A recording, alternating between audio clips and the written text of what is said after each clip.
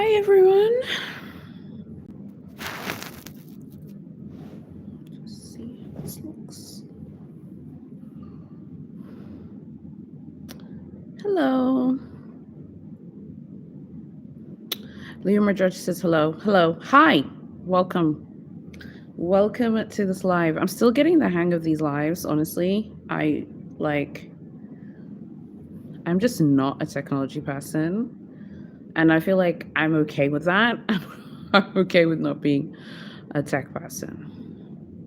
But yeah, welcome to this live. So drop your comments, questions in the chat, and then we can talk about whatever you guys want to talk about. It's such a hot day today. The weather has been so hot, so warm. So I have to have water. But yeah, we can talk about whatever you guys want to discuss. Or maybe you can tell me like new purchases you guys have made. I'm stalking this, well actually I'm stalking two things, like a Versace swimsuit and a Pucci swimsuit as well. The Max Morris swimsuit is working out so far, which is really nice. I like buying swimsuits because I feel like I'm getting a lot of use. I feel like I'm getting a lot of wear from them. Kathy, hello. Funny, I was just looking up something to watch while I'm work on my baby registry. Such a nice surprise to see you do another live. Oh, that's great. Yeah, I know you're expecting because I know you're going on your baby moon. Oh, that's wonderful. I was just doing things for the nursery yesterday. There's so many nice like high-end baby things. Louis Vuitton's baby collection is insane. Moschino's baby collection is insane. Like, it's so cute. Lyra says, I'm planning on getting a new car. Oh, that's nice. What car are you planning on getting? What car? I love cars.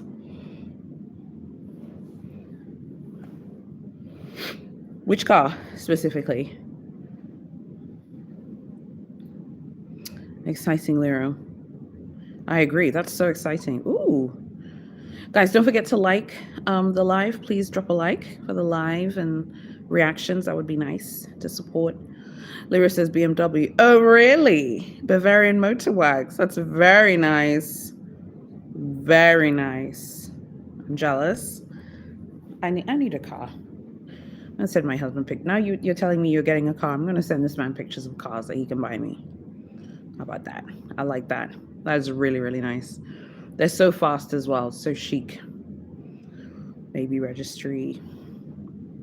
But the baby, like, the baby clothing at luxury brands is like hysterically expensive. And people buy it. Like, one of my friends was like, no one's buying this. I'm like, people are buying it. On Louis Vuitton's website, the onesies for like newborns, so like from 0 months to 3 months, they're finished. The actual onesies. I checked on the app. People are buying them. It's so funny. So yeah, what about you? Like anything else you guys are trying to buy? Okay, so I've decided basically I'm only like, I think we talked about it on the previous live, but I think I'd said the pave bracelet from Cartier. There's this other bracelet from Messika. It's called the Messika My First Diamond bracelet. And it's like this diamond bar. It's like 2,600. I'm also looking at that. And then I posted on stories today the Bulgari pave bracelet. I really like it. I remember seeing it in Paris last year, but I would need to try it on. The B01 that I posted on my Instagram stories today. But I'd need to try it on just to see. It's half of the price of the Cartier bracelet. I'm wondering if it's going to scratch the itch. I feel like with things like this, it's never enough to like scratch the itch.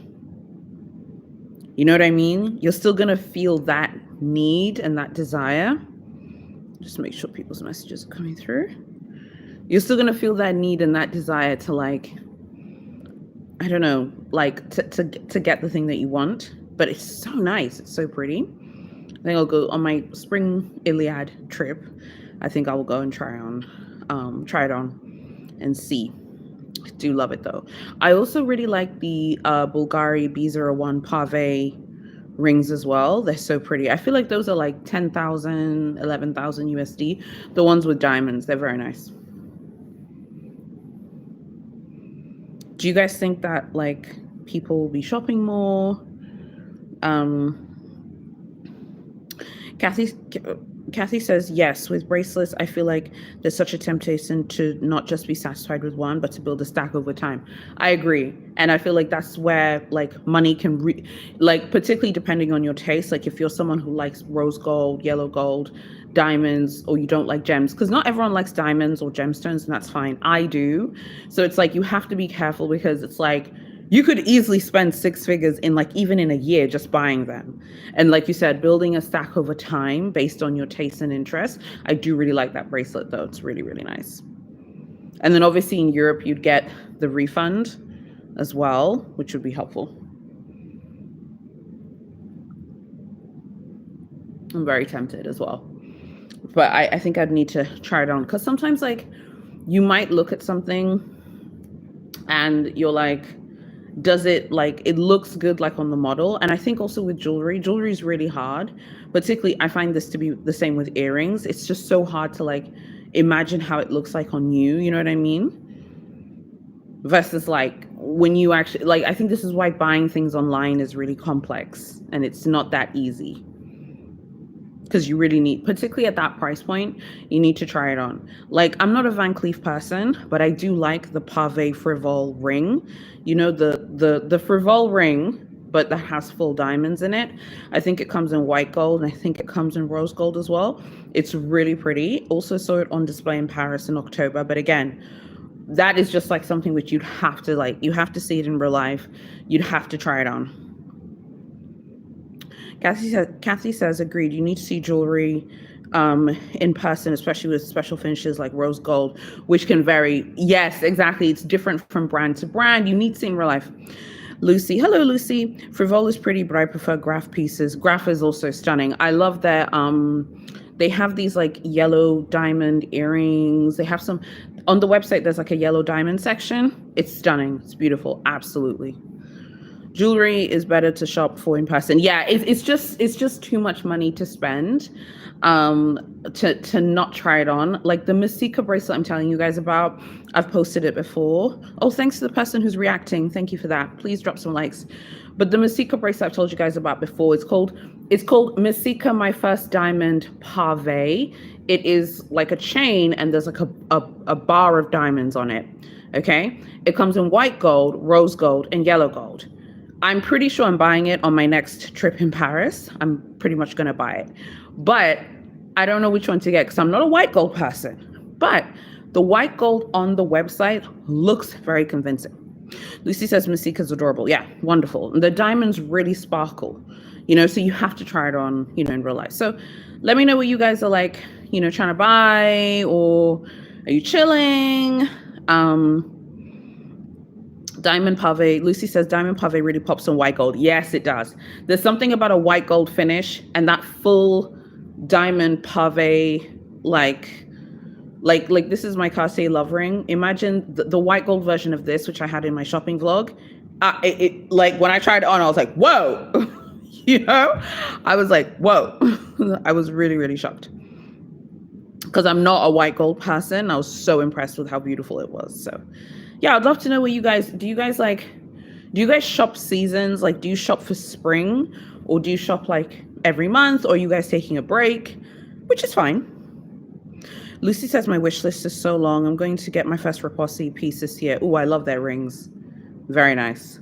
Leaning towards the ear cuffs. Oh, yes, yes. They're so modern and youthful and feminine. It's a very modern brand. That's a wonderful choice. You can't go wrong with that. I just feel like jewelry is like a great place to park like luxury money this year.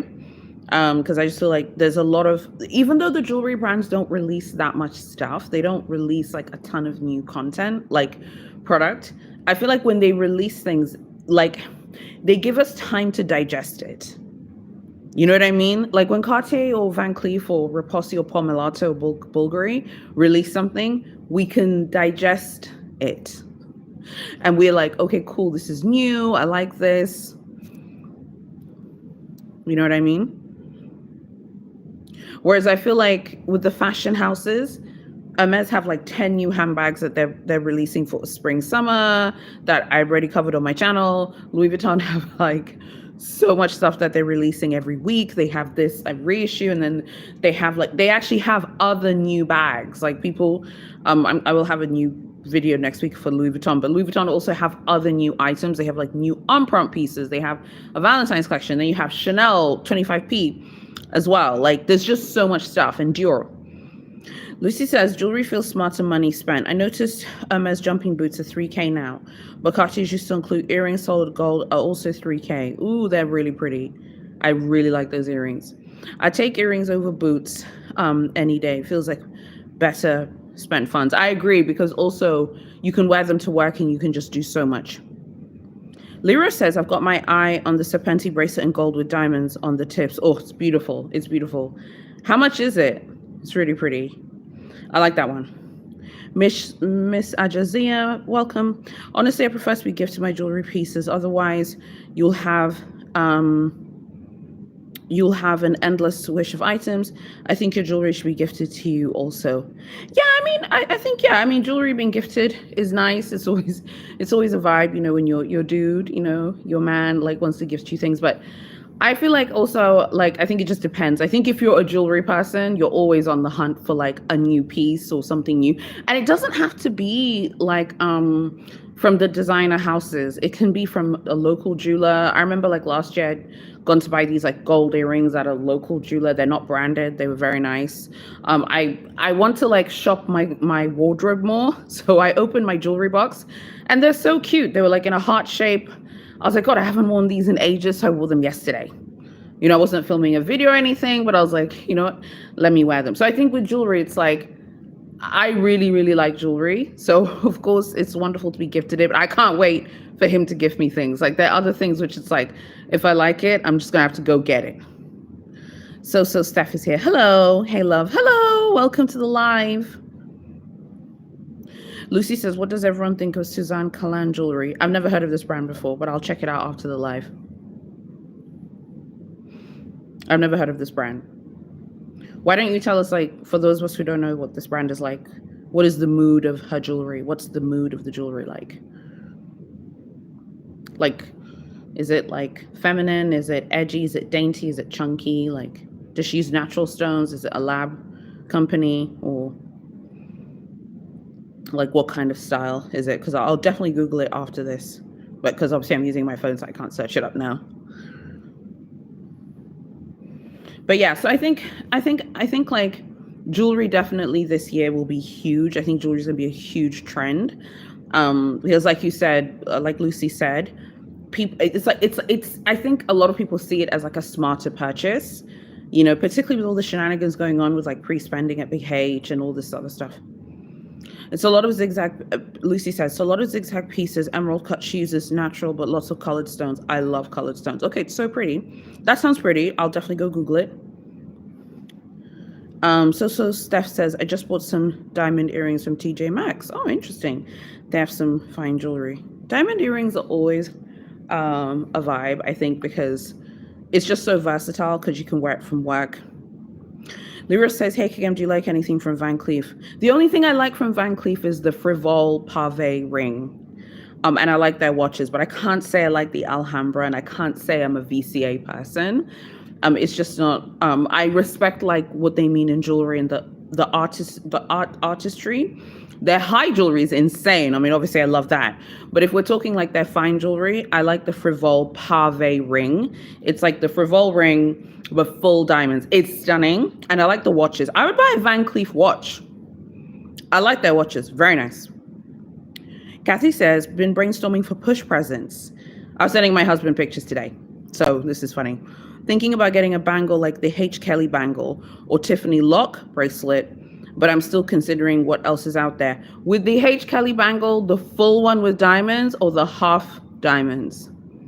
Because obviously if you buy the H. Kelly bangle, you're going to get a bag offer. Like, if you buy that bracelet, you're going to get a bag offer. So that is a fact. So let's start there. I think the Tiffany lock bracelet's really, really nice. I also like the Tiffany knot bracelet as well. It's very nice. I need to check out Tiffany. Like, And they have a store in the Champs-Elysees in Paris, so I definitely need to check them out.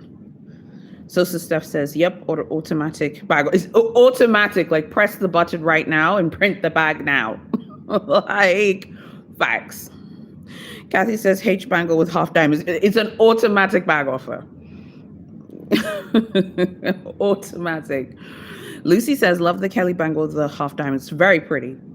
It's very pretty. I think that the full one in America is like $52,000, something like that. How much is the half one? I think it's like 20. Miss Libra Love Lux says hello. Hi, welcome. I just kind of feel like this year, I did this poll just on my Instagram. You guys were doing the poll. Like, do you think luxury spending is going to increase? All of you were like, no. There's like a minority of you that were like, like, yes, it's going to go up. Abigail says hello. Hello, welcome. Guys, don't forget to like the live. Sorry to be that annoying person always begging people to like things. Lyra says, babe, I keep telling you all the Kelly Sellier 25 in the neutral color is the best big H bag like ever. But I said in my Back and Bait video that the Kelly Sellier 25 is the most desirable big H bag right now. So Steph says, I'm kind of over handbags. I'm into shoes and jewelry. Yeah, same. Unless they're exotics. Same. I'm totally into jewelry. Lyra says the Kelly's way better than the Birkin. Lucy says, I agree. I just got a K25. I'm shocked at how much I love it. Awesome. Kathy says, I want it to be something like I'm able to wear every day, and the half diamonds bang will be easier to wear that frequently. Yeah, it's a little bit more, you could wear it like day to day, because the full one is stunning, but I feel like I think things should be worn regardless of how flashy they are, but obviously it depends on your lifestyle. Like right now I'm just at home, I'm not working, I'm not going to work. So it's easy to be like, oh yeah, I'd wear like a super flashy piece because you're not going to work every day. You're not like around people in a professional environment, or depending on your lifestyle, whatever you do for a living, or if you're a stay-at-home mom or whatever. Lucy says, I used to be a strict Birkin girl. The Kelly 25 is definitely the most desirable bag right now in the normal leathers at the brand, in the normal hides.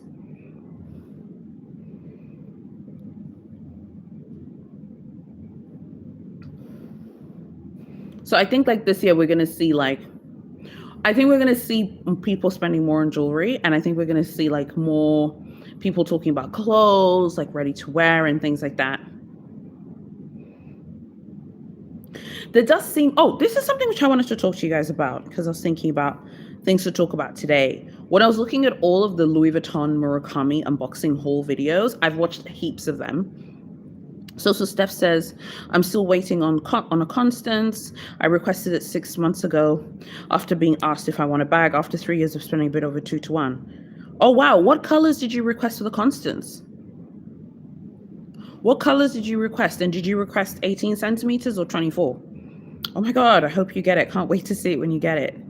Lucy says, do you think people will stop buying VCA Alhambra bracelets this year? No. I think VCA is like flour, eggs, and bread for the luxury babes. There's certain products that are just people are never gonna not buy. Lyra says, again, if you could pick one between Birkin 25 or Kelly 25, which one? Honestly, I would say probably the Kelly, because I think aesthetically it looks really nice. But I do like the look of the Sellier Birkin. If it was the Sellier Birkin, I'd choose the Sellier Birkin. Lucy says, haha, flour, eggs, and bread. Yeah, the Alhambra's like flour, eggs, and bread. So it's a Cartier love bracelet. You know what I mean? There's some things like the girls will always buy it.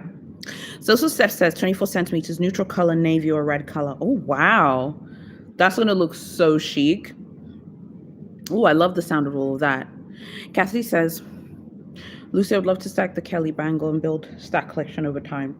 Yeah, building collection is awesome. Okay, so what I was going to say was like, I've been watching a ton of these like Louis Vuitton Murakami unboxing videos, right?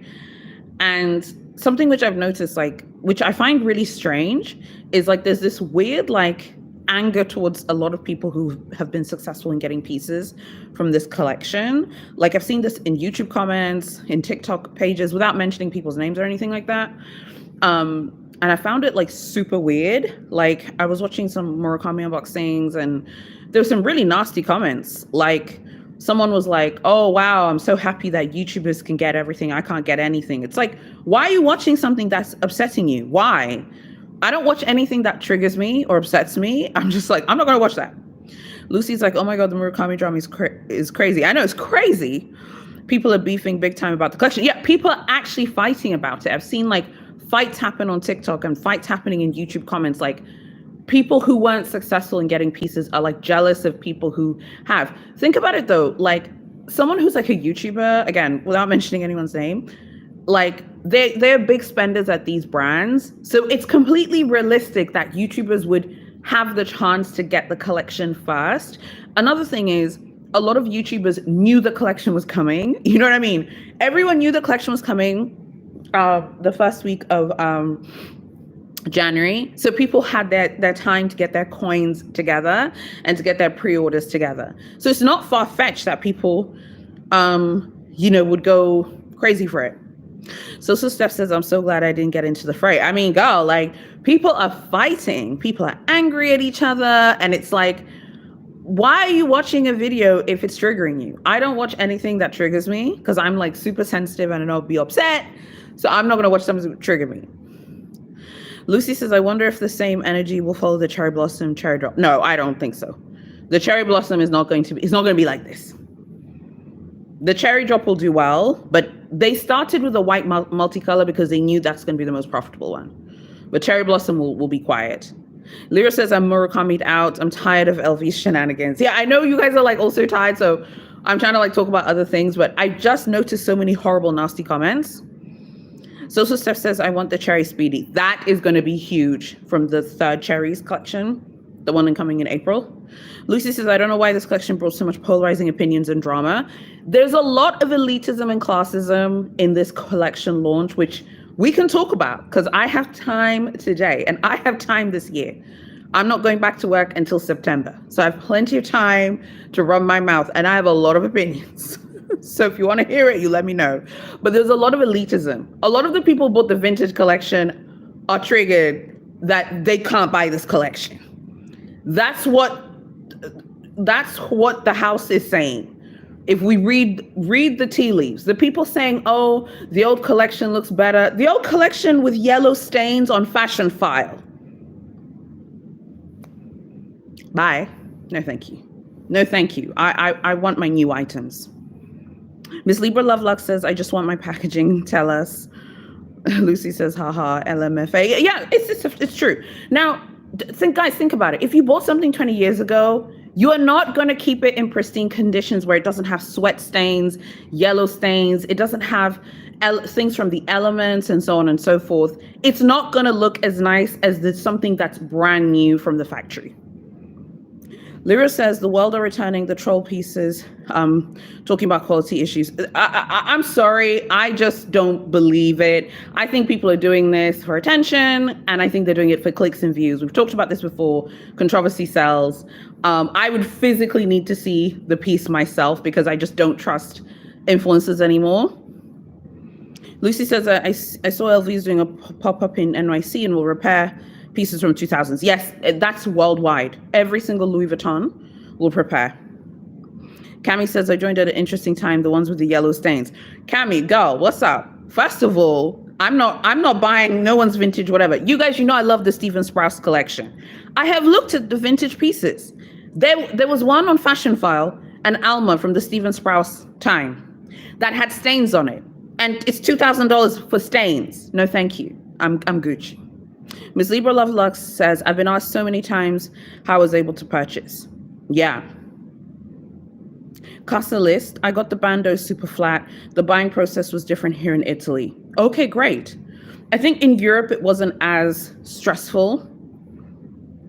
Sup, Mrs. Gohamazon, welcome. I think in Europe it wasn't as stressful because there's less competition.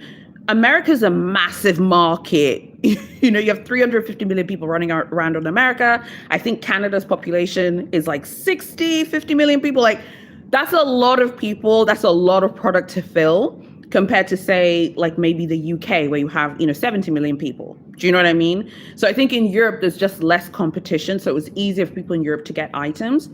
But like there's certain pieces that have not been restocked on like the French website. The Nano Speedy's gone. Poof, gone. Never saw it. Ever since the first day, it has never been back online. So Steph says, I kind of wanted the shawl in black. That's it. It's very chic. The black one was really, really nice. Lucy says, I've heard of LV canceling many pre-orders in the USA. LV canceling pre-orders in the USA meant that the person didn't spend enough. And the CA cannot tell you, obviously, you didn't spend enough money. So if your pre-order was canceled in America, it meant that you didn't spend enough, which is ice cold, but it is what it is. So my thing is the unboxings I've seen on YouTube and Instagram and TikTok, there are like a contingent of people who are hating, and then they're like Louis Vuitton Pegasus unicorns. You know how we talk about big H Pegasus unicorns? That they're bad enough. Now they're Louis Vuitton Pegasus unicorns. Okay? Like I bought the collection and you know when it first came out, so I just feel so lucky because I have the original collection.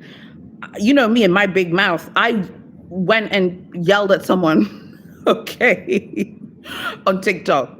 I was like, no one cares about you buying the collection, the 2000s. We're here for 2024.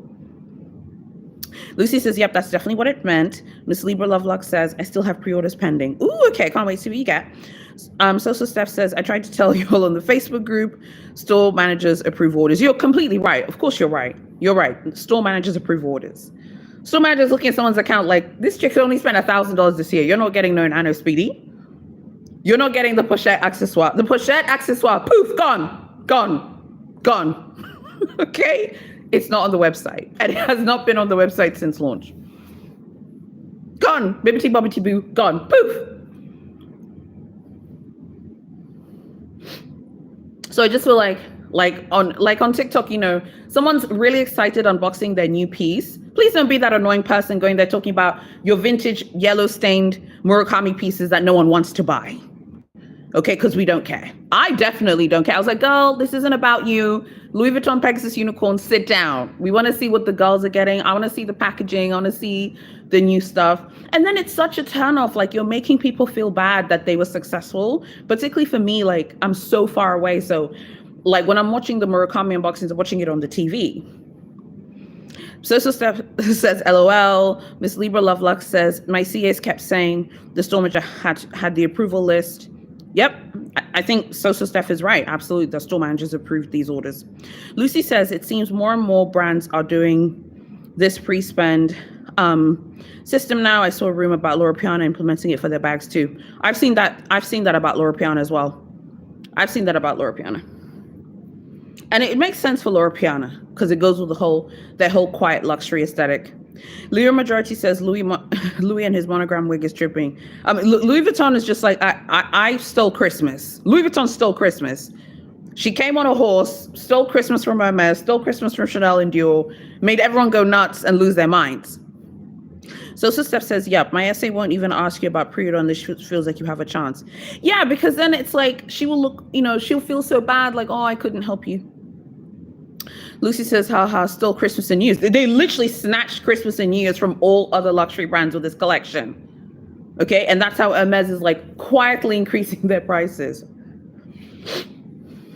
Lucy says, and probably Valentine's Day too. Yes, because of that Valentine's collection, you know, that I think that bag is already out, the Nano Speedy Heart thing, but it's very cute. So I guess I just don't understand like the negativity. I don't understand why people watch things that make them upset. I don't watch anything that upsets me. So Steph says LV gagged the girls. She gagged the girls. The girls were gagged.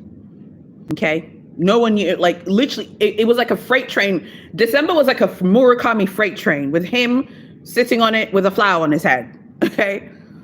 Cami says, imagine if the cherry collection dropped on Valentine's. If they can do that, they will sell so badly. But I don't think that they have enough time because we're still in the Murakami fever. Don't forget, it's the middle of the month. Remember, I told you there'll be returns happening now. There'll be returns happening at the end of the month. Lucy says, I kind of love that people are excited about luxury drops again. Yeah, I have to say there was like a frenzied excitement over this launch, and it's exciting, but it has opened its own can of worms, like jealousy, envy, people being jealous, people being weird in comments. Like I've seen so many strange comments, like watching all these people's videos, like, oh, well, I'm not rich, so I can't unbox at this level, or I can't buy things at this level. Well, spin around in your chair all day then. I mean, that is not that person's problem. So Steph says, you win some, you lose some. People staring at me in the mall when I first wore my Gucci Balenciaga small hourglass. That was such a special piece. Lyra says, never mind, the Grinch Louis Vuitton stole Christmas. She sure did. She sure did. She's Ebenezer Scrooge. She came out of nowhere. Because, I mean, it was like, I'm just shocked that they didn't know that the North American situation. So Steph says Balenciaga. Lucy says people are extra mad because of the state of the economy. Okay, I want to talk about this. I'm glad you brought this up, so let's talk about that. But IMO, this collection is pretty fairly priced for designer items with the exception of the troll pieces. I think so. And also, it's a premium because it's a 20-year anniversary. People need to keep the same energy. If you're okay with Hermes charging $10,000 for a Mini Kelly and Epsom, you should be okay with the prices in this collection, if you ask me. Okay, to the point you're saying about people being upset about the economy, I would love to talk about this now because I get that, but I don't understand. If you're in a situation where right now you can't buy luxury for whatever reason, personal reasons, and so on and so forth, and everyone has different things. It's okay to take a break and say, I'm not shopping for 6 months. Maybe you want to save and do something else. It's fine. That doesn't mean that you're a loser or anything like that. But please do not go and watch these videos if you know they're triggering. Because it really makes the person feel bad about themselves. Like it makes, and then you know what it does? It makes influencers say things like, oh, I'll show you my unboxing, but in a tea vlog. I don't want to see you walking around London for an hour so I can see what you got from Murakami. Post the Murakami video as a separate video, So Steph says the prices were fair to me for Lux. Yeah, I thought they were fine. I didn't think it was that big of a deal, to be honest. Even some of the nomination pieces, like, Lucy says, exactly, people are so entitled. Exactly. If you're stressed about your situation, trust me, we're all praying for you. And I mean that. But that has nothing to do with the person who went to Louis Vuitton or who went to Loro Piana or went to Big H and who wants to show us what they got. Cami says, maybe people are surprised by the price because they assumed canvas meant not much of an uplift. I mean, I think they're pretty delusional considering like that the artist is really famous, that it was like a 20-year anniversary, and that Louis Vuitton really want to like price their products as these like super premium price products. And of course, yeah, a lot of pieces were canvas, but there were a lot of leather pieces as well, which I think, I mean, when I looked at the euro and dollar prices, like you're getting a lot of bag. I think in America, the Dauphine GM soft, the Dauphine soft in the GM size was $5,050. So it's a lot of money, but it's a big bag. I mean, it's a big bag. Miss Libra Lovelux says, compared to the vintage prices, I'm glad I purchased brand new. Oh, honey, you did the right thing purchasing brand new. I was not fighting with the vintage Pegasus unicorns on TikTok. They were driving me insane, going up in people's comments like, oh, I have the vintage one. Vintage is better quality. Go post your vintage thing right now and let's see how many stains it has. Because I'm ready to count on my fingers. So to that point about people's like the economy of the world, like struggling and stuff, I get that and I respect that. But I feel like if you're in a strange situation, you need to go and focus on things about that situation and solve your situations with a Z, okay? And leave everyone else alone, because particularly for someone like me, like I'm really far away. So I really, really like get excited watching these videos because it's exciting to see like how it looks, how the packaging looks and all that stuff. Cami says it was a special edition for sure. Yeah, absolutely. So Steph says, not how many stains. Yes, baby, because let me count how many stains your old collection has. Let's count how many fingerprints on that thing. Girl, bye. Lucy says, do you think that part of the drama is because the collection is designed so similar to 2000s drop? It has to be similar though, so that people feel that nostalgia. Maybe if the designs were vastly different, it wouldn't have gotten such negative feedback. People are going to complain anyway, because not everyone's going to be able to get this collection. Rachel went shopping. Hi, Rachel. Guys, go watch Rachel's unboxing. It's amazing. High prices also to pay Murakami. Yes, he needs to be paid for his IP and for his time. Abigail says, do not let anyone steal your joy. Exactly. Cami says, I think Cherry may be even more popular. You think so? Let's see. Rachel says, don't like lining Bernard's pockets, but happy to support Murakami. He needs to be paid exactly for his time, okay, and for his IP. Those are his original ideas. Guys, go watch Rachel's unboxing. I'm waiting for part 2. She just unboxed a bunch of pieces. They were so beautiful. I was so excited. So go watch hers. It was so exciting watching yours, Han. And yeah, he needs to be paid. He needs to be paid. Okay? Like, I mean, is he supposed to draw the flowers and the panda for free? People are such hypocrites. They say like, oh, let's support artists. Okay, here's an artist who has this global launch, but you're like, oh, you know, I'm going to go buy the old stuff that no one wants. Go buy. Okay. Sister Steph says, hi, Rachel, love your channel. I love her channel too. Miss Libra Loveluck says, I started following Rachel on TikTok. Yeah, Rachel's wonderful. Cece says, hi. Hi, guys. So I guess I'm just saying, please don't, like, not you guys, obviously, none of you are saying anything like mean, but it's like people are so mean on these videos. And I'm just like, no one is trying to buy your old raggedy pieces that you don't take care of. Leah says, hi. Hi, Leah. Rachel says, I wonder if they will increase stock for future releases based on demand. I don't know, Rachel, because I think Cherry Blossom's going to flop. I don't know what you think. I think Cherry Blossom's going to flop, but I think Cherries, the actual Cherries collection in April, I think that will do well. I'm not sure about the Cherry Blossoms, but maybe the pictures are bad. Let's see those pictures. Let's see the pictures. Because I feel like they started with like the really strong like colorways and stuff. Rachel says they're definitely smaller releases. Agree, Cherry will be better. Yeah. And Murakami is promoting the collection. Like, he is invested in this collection. I was looking at his stories and he is posting the hell out of this collection. I think he was in Harajuku or in Tokyo somewhere. He was doing autographs and smiling, taking pictures with people. He is promoting the hell out of this thing, which I like. I want to see the collaborators promoting it. I know that they have to, but he seems like he does care.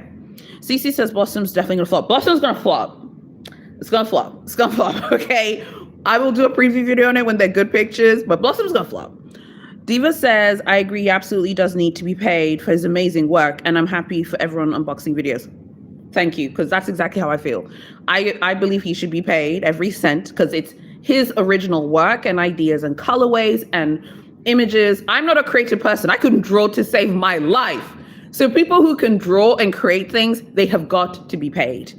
Whether you like it or not, they do. Louis Vuitton have the money to pay him, so they should pay him, yes. Because they're going to make the money they're paying him, whatever amount it is, it's nothing compared to the money they're going to make from this collection. So he needs to be paid. So Steph says, actual cherries will be a juggernaut. Mark my words. Yeah, the actual cherries. April, May, dark cherries, yes. Cherry Blossoms, I think, might fall. But the April, May cherries, yes. That will be huge. Imagine like the limousine with the cherries. The trunks with the cherries. And like you said, the Speedy, the Alma. It's going to be a wrap. So I think for me, I just want people to like, I was just, someone on TikTok was like, they said that they felt really poor and felt bad about themselves because like they had hoped desperately to buy this collection, but their finances just didn't allow them to buy the collection.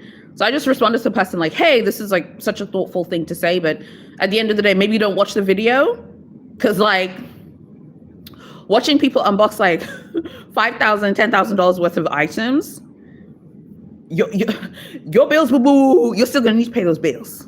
So me personally, I wouldn't be watching them if it was gonna make me feel sad. I'm so happy to see people. I will watch anything Murakami. I don't care how small it is. I will watch it. I don't care. I've watched a passport cover unboxing. I've watched heaps of like anything, the troll items, the bags, like anything. I will watch it because it's just so exciting. And another thing is like, it's really exciting seeing people's excitement for it as well. Like seeing how happy people are that they've got, you know, the items that they want. So I think this is great that we have yeah, like you guys are saying, there's some excitement again, you know? So yeah, I agree with you about cherries, yes. Oh,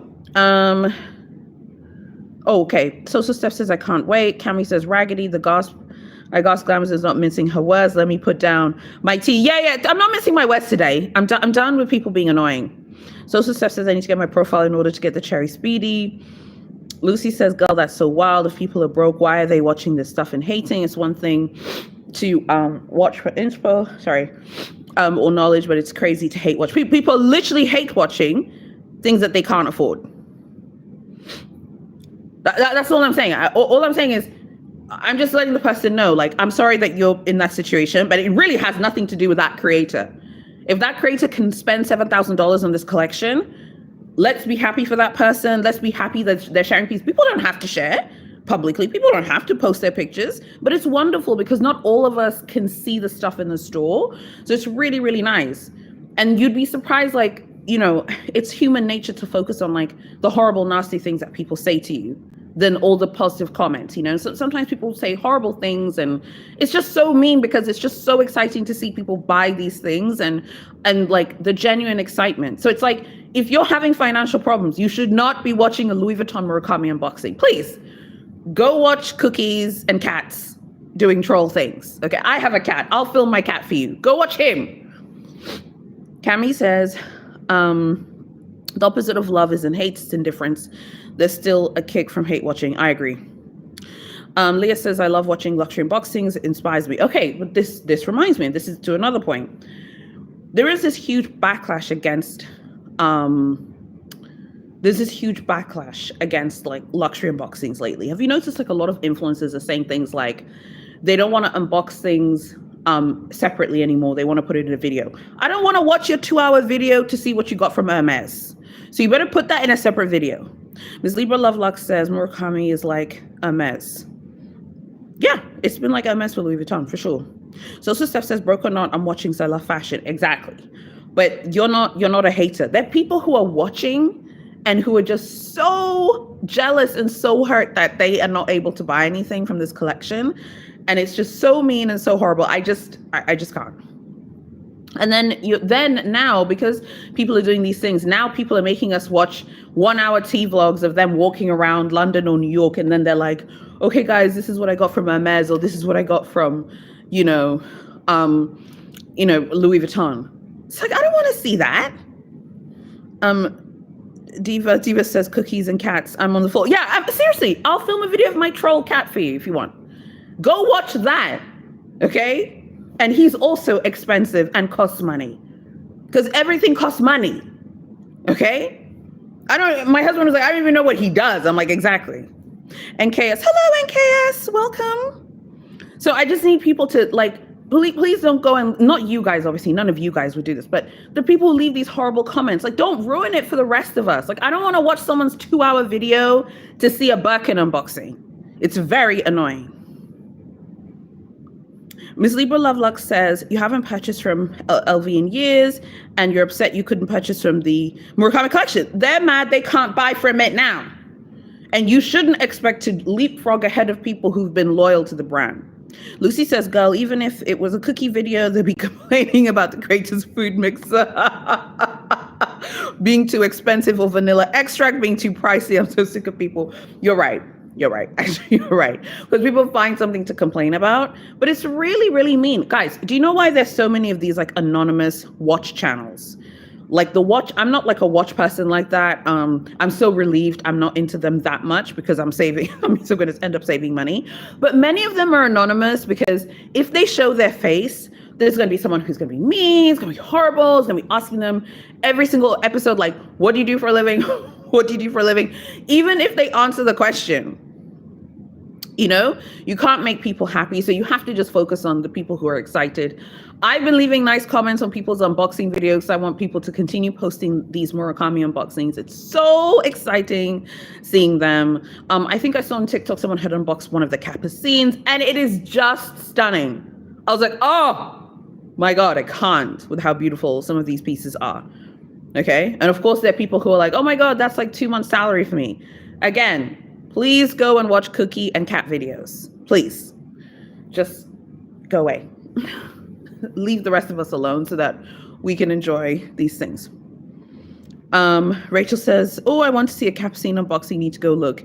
Yeah, I didn't save the video, but it was so beautiful. It was one of the Murakami Capucines. I was like, my heart is beating so hard right now.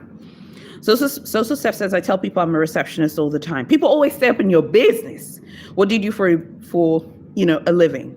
And then annoyingly, it's like people will ask all the time, particularly for something like really expensive. I think it's okay to be curious, but I don't think you should ask all the time. And Kaya says the questions and backlash have gotten out of hand. The backlash is what I find really shocking. And to some of your points that you guys were making early on in the live, that the state of the economy is bad. So it's hurting people's feelings to see people doing these like big unboxings. But respectfully, you don't know someone's background. You don't know their financial situation. You have no right to make a judgment on that because you don't know. Just be happy that they're posting their stuff. And that's why a lot of these like watch channels are anonymous. Because there'll be someone up in their business trying to figure out where they work, trying to figure out who their boss is. You know what I mean? So Steph says people love to pocket watch. Yeah, people have got to stop pocket watching. I'm going to film a video about this because it's really getting out of hand. Cami says if someone hasn't bought from LV in a few years, the sticker shock would have been real. If someone hasn't bought from LV in a few years, they can't expect to be treated better than people who have been shopping from Louis Vuitton every year. I think it's a little bit delusional to be like, oh, I want to be treated the same as like the people who've been shopping at LV like every year or every quarter. That's not to say that you don't deserve the piece. I'm just saying. Lucy says, they restocked the mules, but I miss my size. I love the mules. Oh yeah, those were so cute. They're restocking shoes. I've noticed on the UK site, the American site, and the European sites. They're beginning to restock. So I think this is what I think is going to happen. I think we're going to see restocks from like now until like mid-February. And I think they'll start like taking items off the website to get ready. Like around Valentine's is when they'll start taking things off. So there's still a good few weeks left. I just don't want any of you to make resellers rich. Guys, can we all promise that we're not going to buy anything at resale from this brand? Please, for this collection. Even regardless of how desperate you are, please, like fight really hard with your CA or the online ordering thing. Rachel says, KM, what other accessories did you see restocked yesterday? So I saw the perfumes. I saw the bando on the American site. I saw the perfumes. I saw the bando. I saw like, what's it called? I saw like some shoes as well. You had posted things, which obviously I saw, but I also saw the bando as well. But I didn't see like, and I saw like some of the leather goods. Kim says, Happy New Year. Happy New Year. Cece says returns are happening, hence restock. Yeah. Rachel says, I agree. If you don't buy resale, you force them to return the item at 30-day window because they'll get nervous. Yeah. Let's agree, guys, that we're not going to do that. Please. Please. The European site has a lot of very expensive pieces, like that ridiculous Horizon. It's there on the French website. It's 10,000 euros. It's been there for like 3 days. Add to cart. It's the only two things on the French website that add to cart. That and the petite valise. But they're like, it's going in and out. I think that the replenishment in Europe has been very good because there's less competition. But the replenishment in America has been very weak because they just didn't order enough inventory from America and Canada. That's how I see it. I mean, obviously, I don't know. I'm just speculating. But they clearly didn't order enough inventory for America and Canada. They didn't. I don't know how you don't order enough inventory for a country with 350 million people. Me personally, I don't know. I don't know what they're doing. Lucy says the LV and Chanel resellers are so crazy to me, Emez. I understand, but Chanel and LV resellers snatching items up so soon just to screw people is very annoying. Yeah, why? Like, so please, let's all commit, like, just like stalk the website and, you know, you guys who have like the online CA thing, like, please, because it just like encourages this for future drops and for future like reissues. The American website, though, I think yesterday, the replenishment wasn't as significant as what I've seen on the European websites. The European websites, it was like the Coussin was replenished. They put the petite valise there. They put the, what's it called? What's the name of that stupid bag? Oh, What's the name of that bag? The all-in bag. It's not a stupid bag. I just couldn't remember it for a second. I saw it there as well. But I feel like the replenishment for America wasn't that high.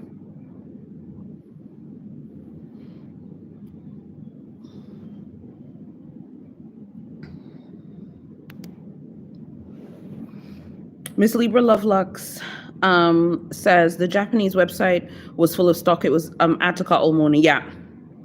Yeah, the Japanese website was awesome. But I feel like in Japan, they just have so much, like he's from Japan. I think that they wanted to make sure that it went well for him. They're so organized there. And it's my understanding it did very well in Japan. Like a lot of Japanese influencers were saying it did super well. Rachel says Matt was posting in Italy essay availability, and they still had the white Keepole and black Speedy. I was shocked. The competition in Europe is just not as high as I think as the States and Canada, because it was, for those of you in America and Canada, it was really the Hunger Games. Like when I'm following all of your accounts and hearing from you guys, I'm just like, it's like the Hunger Games. Rachel says, so the game plan is trip to Japan for the cherry lease. That should be the game plan. Yes, because it seems like Japan is the only country that had things together. Like they're the only people who and again, I think it's like that, it's that whole thing of like, I think I'd said this before, but they were like creators in the Middle East who had said that the white multicolored pieces didn't do as well, but the black pieces did. So in the Middle East, there are things coming through. And some people were saying in Dubai, they hadn't received all of the stock from France yet. And apparently one of the Glamsons told me that stock in Dubai arrived this week. So we're going to see more coming from different markets in the world. Diva says, I'm not buying from no reseller. I promise you that. Okay, good. I'm glad that we just because, yeah. Lucy says, I love seeing the trends / popular items by region of the world. Yeah. So like the black pieces in the Middle East were incredibly popular. And that makes sense. Whereas the white pieces were just not as popular. Rachel says, my CEO told me each region has to essentially bid for the biggest buy and that Japan won this release. Japan was like, he's from our country, he's from Tokyo. We're gonna, and did you guys see the reel I'd posted, the TikTok I posted from some guy who went to like the Harajuku pop-up? I put it in my stories. I mean, it just looked like the whole marketing budget was in Japan. So it's like they got the whole marketing budget. I feel bad for you guys in the States because I feel like they didn't order enough inventory. Because you guys are a big country, you're like 350 million people. That is a lot of people. Okay? You can't compare that to France, which is like, give or take, 60 million people, 65 million? And even in France, it's like only the really expensive pieces are available. So Steph says, yes, the US is huge. So they didn't order enough inventory for a country with a lot of people and a lot of demand. Lucy says, $1 million question is, will they properly restock for us in America? I just, the Friday was a restock. I mean, it's hysterical that they called it a restock. I looked, I saw some things and I was like, oh, they're gone. Bandos. I mean, I felt kind of like, should I come and tell you I saw a bando? It felt a little bit like, I don't know, you'd feel like I was trolling or something. Like, you're coming to tell us about a bando. I think that they will restock it a little. Sorry. I think they'll restock it a little bit, but not like in Europe. In Europe, in the UK, there was like a proper restock. And KS says, hope there's a restock. The US got shafted for some reason. The US got shafted. The US got shafted because the UK had a restock. I checked the UK website. It was replenished. Miss Libra Lovelux said, Miss Libra Lovelux says, my CEO told me the portal didn't open Friday. Okay. They just messed up the US launch for this and it was wrong, This they really should have got it together. So I hope that this is like a learning lesson for them, because I don't think Blossoms will be as big. Blossoms is not going to be as big as this. It will be fine, but the actual cherries, like what Sosa Steph was saying, that one will be huge. Yes, cherries will be huge. I don't know about Blossoms, but cherries will be huge. Kim says nothing's available in the US. I think that in Europe, this is what I think, right?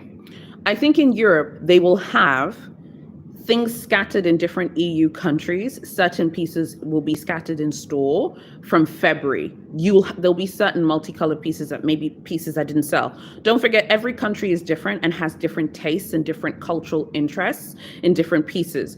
Pieces that sell really well in America might not sell in Spain, might not sell in Italy, might not sell in the UK, and the same thing might not sell in the UAE. The black pieces have sold in the UAE. It makes sense because of cultural reasons, religious reasons. The black pieces match a lot of the clothing that women from the UAE wear, but the white pieces don't. So I think also we need to kind of factor that in. So different countries will have like certain pieces that haven't sold. But definitely like the nano and the pochette accessoire on the French and UK sites, you cannot buy them. Kim says nothing's available in the US. Miss Libra Loveluck says not a thing. Miss Libra Loveluck says, I heard the pieces that don't sell will come to the US. Okay. Because sometimes like what they do is like, there'll just be pieces lingering around that are just there, like in different stores in Europe or in the Middle East or in other markets. I don't know if they'll necessarily because I know that stores are weird about like taking things out of a store to like send it somewhere else. Maybe if you request it. Lucy says, SMH, I sent the meals to my friend and she said they look straight out of Canal Street. Your friend needs to sit down. No, they don't. No, they don't. Don't get me started, girls. Let's simmer down. Okay, let me drink my sparkling water. Don't get me started. No, they don't. And people need to stop saying that. Okay, people need to stop saying that. They look great. People hating on this collection, you don't have to like the collection. It's fine, but you cannot say the collection looks fake. No. And it's okay not to like something. I'm trying to think of something a lot of people love that I hated.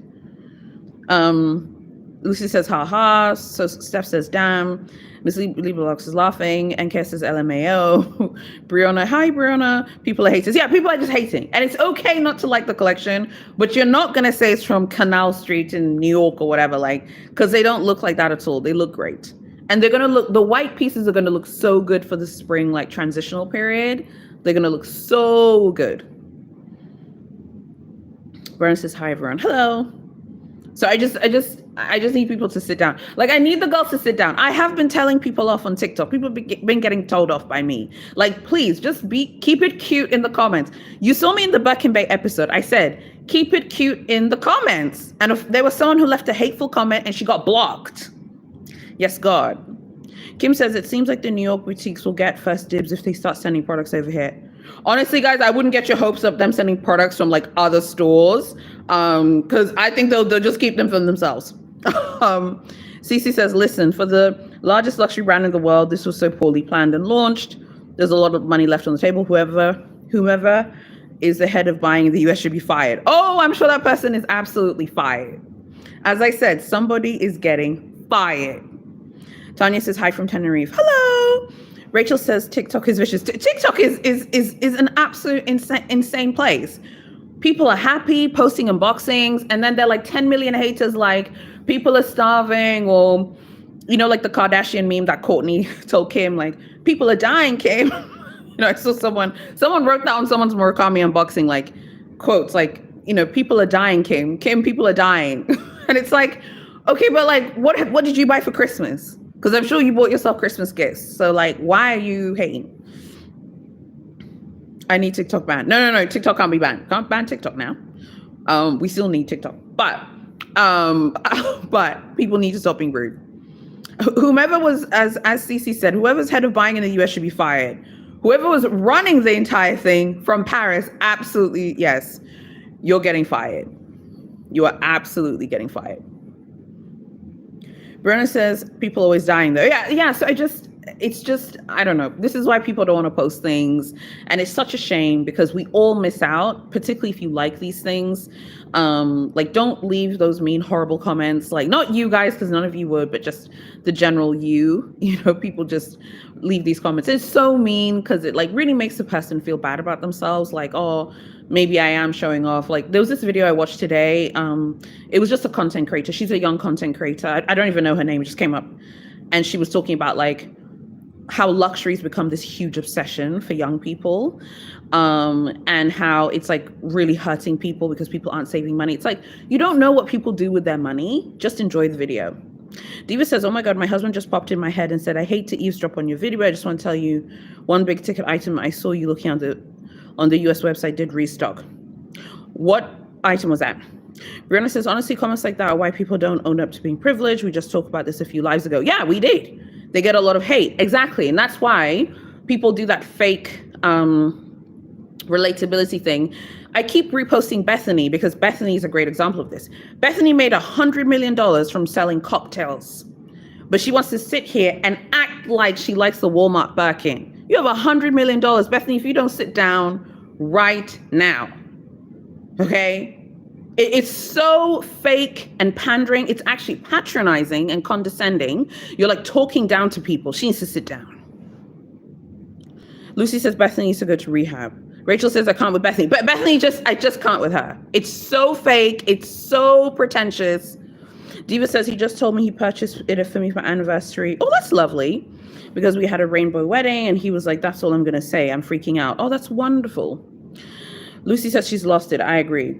Brianna says Bethany's so annoying. So Steph says I wouldn't even show my fragrance collection. I couldn't take the comments. The comments are out of control. Rachel says the pandering is crazy with her. Luxury is over. And luxury is over, but she has $100 million in the bank. Give me a break. Give me some of that money. Cece says I'm so over Bethany. Yeah. Brianna says she was so annoying on Housewives as well. I think Bethany misses being on television. Like, she should just go back to Bravo, be nice to them. Maybe they'll give her a show so she can go be annoying on TV. But she's very annoying. Lucy says, oh, that's so cute. Congrats, Diva. Yeah, that's wonderful. Can't wait to hear what you get. Maybe on the next live, you'll tell us. So Steph says Bethany's a total B. But Bethany just has to stop. Brianna says Bravo blackballed her. They did because she talks too much. So I just think like there's a lot of virtue signaling about luxury. There's a lot of virtue signaling. And I understand that in a quiet economic time, people are trying to figure out how to be relatable. Remember the word I hate, but we're going to talk about it now. But to me, it's so patronizing because it's like you have $100 million and you're trying to tell me you're buying fake bags. Get out of here. And Kay says, I'm tired of folks begging for relatability. Can't we just be happy for people buying beautiful things? No, the girls are not happy. The girls are mad. The girls are really, really angry about this. I thought that we would have moved on and people would have just gone away, but they're not going away. And in fact, they're like, I think that there was like a comment that I'd seen on someone's page of an unboxing, and it was like a what I got for Christmas video. Oh, so Steph says I just texted my CA about the shawl. She said she'll keep me posted. Oh, okay, great. Brianna says that's how you know people are miserable, because if you don't want to watch, don't watch. Exactly. And it was like a what I got for Christmas video. I love seeing people's luxury what I got for Christmas videos. I've watched heaps of them, so I don't necessarily remember everyone's name of where I saw it, but I remember the comment. And it was like this, it was a very nice one. It was like all the top tier luxury brands that you guys all love. And then someone was like, oh, I just got like a basic, they were just saying that they got basic things and they didn't get luxury things. And that it made them feel bad about themselves watching this unboxing. Her unboxing is luxury what I got for Christmas. She listed the brands. What were you expecting to see? Coach? And remember, the Coach Warriors, I'm not trying to be deleted by the Coach Warriors and taken off the planet. Okay, by the Coach Warriors. So the Coach Warriors, if you see this playback, relax. Okay, I have the tabby and I love it. But like, why are you watching a luxury what I got for Christmas video if you didn't get luxury presents? And by the way, I think non-luxury gifts are sometimes the nicest presents you get. Brianna says that's how you know people are miserable. Yeah. Oh, okay, I've already read that comment. Because if you don't want to watch, don't watch. So she's watching this what I got for Christmas video that has luxury products. And she's upset because she didn't get anything for Christmas that was high end. And then she said people should go and give. Like, people should go and like give for Christmas. What are you doing for charities for Christmas? You want to tell luxury vloggers to go give money for Christmas. How much money have you given to charity for Christmas? Tanya says people are failing to take accountability for the social media content they choose to consume. Exactly. The algorithm shows you what you want to see. Social Steph says, not the Coach Warriors. Girl, the Coach Warriors have come for me many years ago. I'm terrified. I am not fighting the Coach Warriors, because the Coach Warriors will start talking to you about leather. They'll start talking to you about 1941. No, thank you. Lucy says, girl, and those girls with the fake Hermes unboxings for Christmas blaming on the real. Oh, that was so embarrassing. The TikTokers. Cami says, hot take, relatability for me sometimes means choosing not to watch content creators. Oh, really? Opting out is also okay. In fact, if enough people do it, these content creators would change their content. Okay, we need to discuss this. Love this is a hot topic. Ooh, can't wait to talk this. Cami says, quietly block and move on. Diva says, he won't tell me. Number one, he knows I love surprises. I'm going to have to wait. I'm losing my mind. Aw. Lucy says, girl, you should see the way some of them are speaking about those who lost their homes in the fires in California. Lots of hate just because the owners of the homes were wealthy. People are sick. Yeah, I heard about these fires. My husband was like sending me links and stuff. Looks pretty scary. Hope everyone's okay. Cece says, time focused on others' lives is time wasted on yours. That's nice. That's nice. It's giving biblical. I love it. Tanya says, I think people need to realize that luxury content is relatable to those who can relate. If you can't relate, they're just not relatable to you. Exactly. It's just not for you. Social Steph says the fires are crazy and not just wealthy people lost their homes.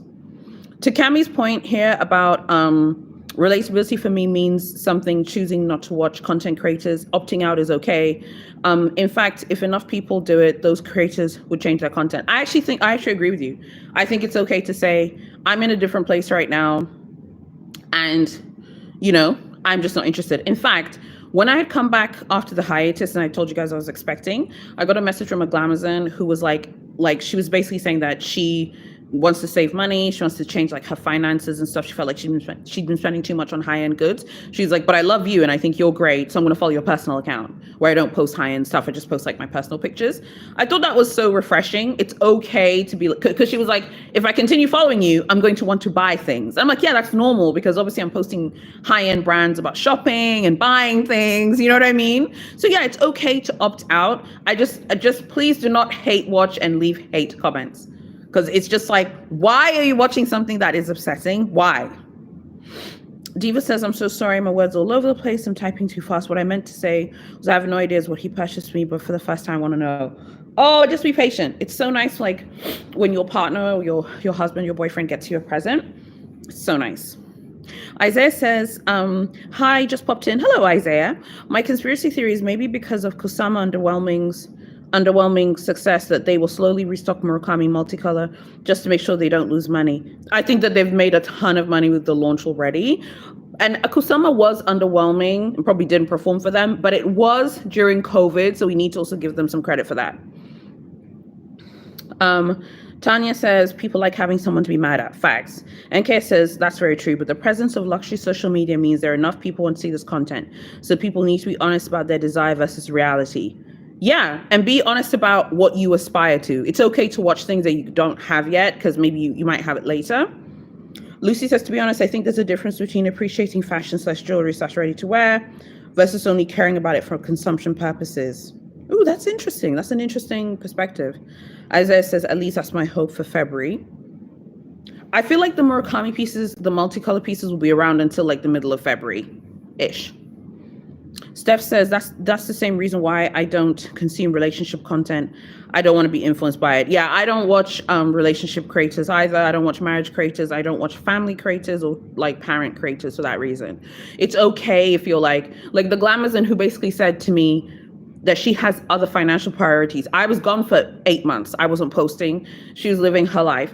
And then she was like, oh my God, you're back. I'm so happy you're back. But I don't want to watch luxury content because then I'm just going to go and spend all of my money. Because she's like, if I see you posting nice things from Malaya and Bottega Veneta, I'm going to want to go and buy it. But she was like, I'll keep in touch with you on your personal account. That's fine. And I think it's good to like know your limits. and to know like what you're interested in. And it's okay for your interest to change and for things to change with time. I think that, as we said earlier on in the live, there is like a shift more towards like jewelry and like ready to wear and experiences. So I think we're going to see like travel spending, I think will go up, like high-end travel spending. Many of you have told me you have, holidays booked, you're going to different places in the world. I think we'll see spending like that go up as well. But I don't know if we're going to see that heyday, the 2018, 2017 heyday of people buying 1,000 handbags a year. I just don't know if that is, I don't know about you, but I'm personally not interested in that kind of stuff. I'm only interested in people buying things authentically that they love for themselves. And it's really obvious when someone loves something that's authentic to them, because they're buying it for personal style. They're not buying it because it's cool and trendy. I know that the Murakami launch is like cool and trendy right now, but not all of the pieces are like the cool, trendy pieces. So I think that we will see like a shift away from that, which we have seen a shift away from that. The only thing that I don't like is when people are like, okay, I'm over luxury. Now I want to like live a holistic life. It's like, stop being a hypocrite. Cami says it's okay to just choose not to watch a creator's content. I agree. Sometimes creators go through big life events and their content becomes all about that topic. This is a good point. And this brings me to my next point. So like, even for me, I have no interest in like making a motherhood channel or a family channel or like filming my baby and stuff, because I don't watch that. Even right now, being pregnant, I'm not watching that content.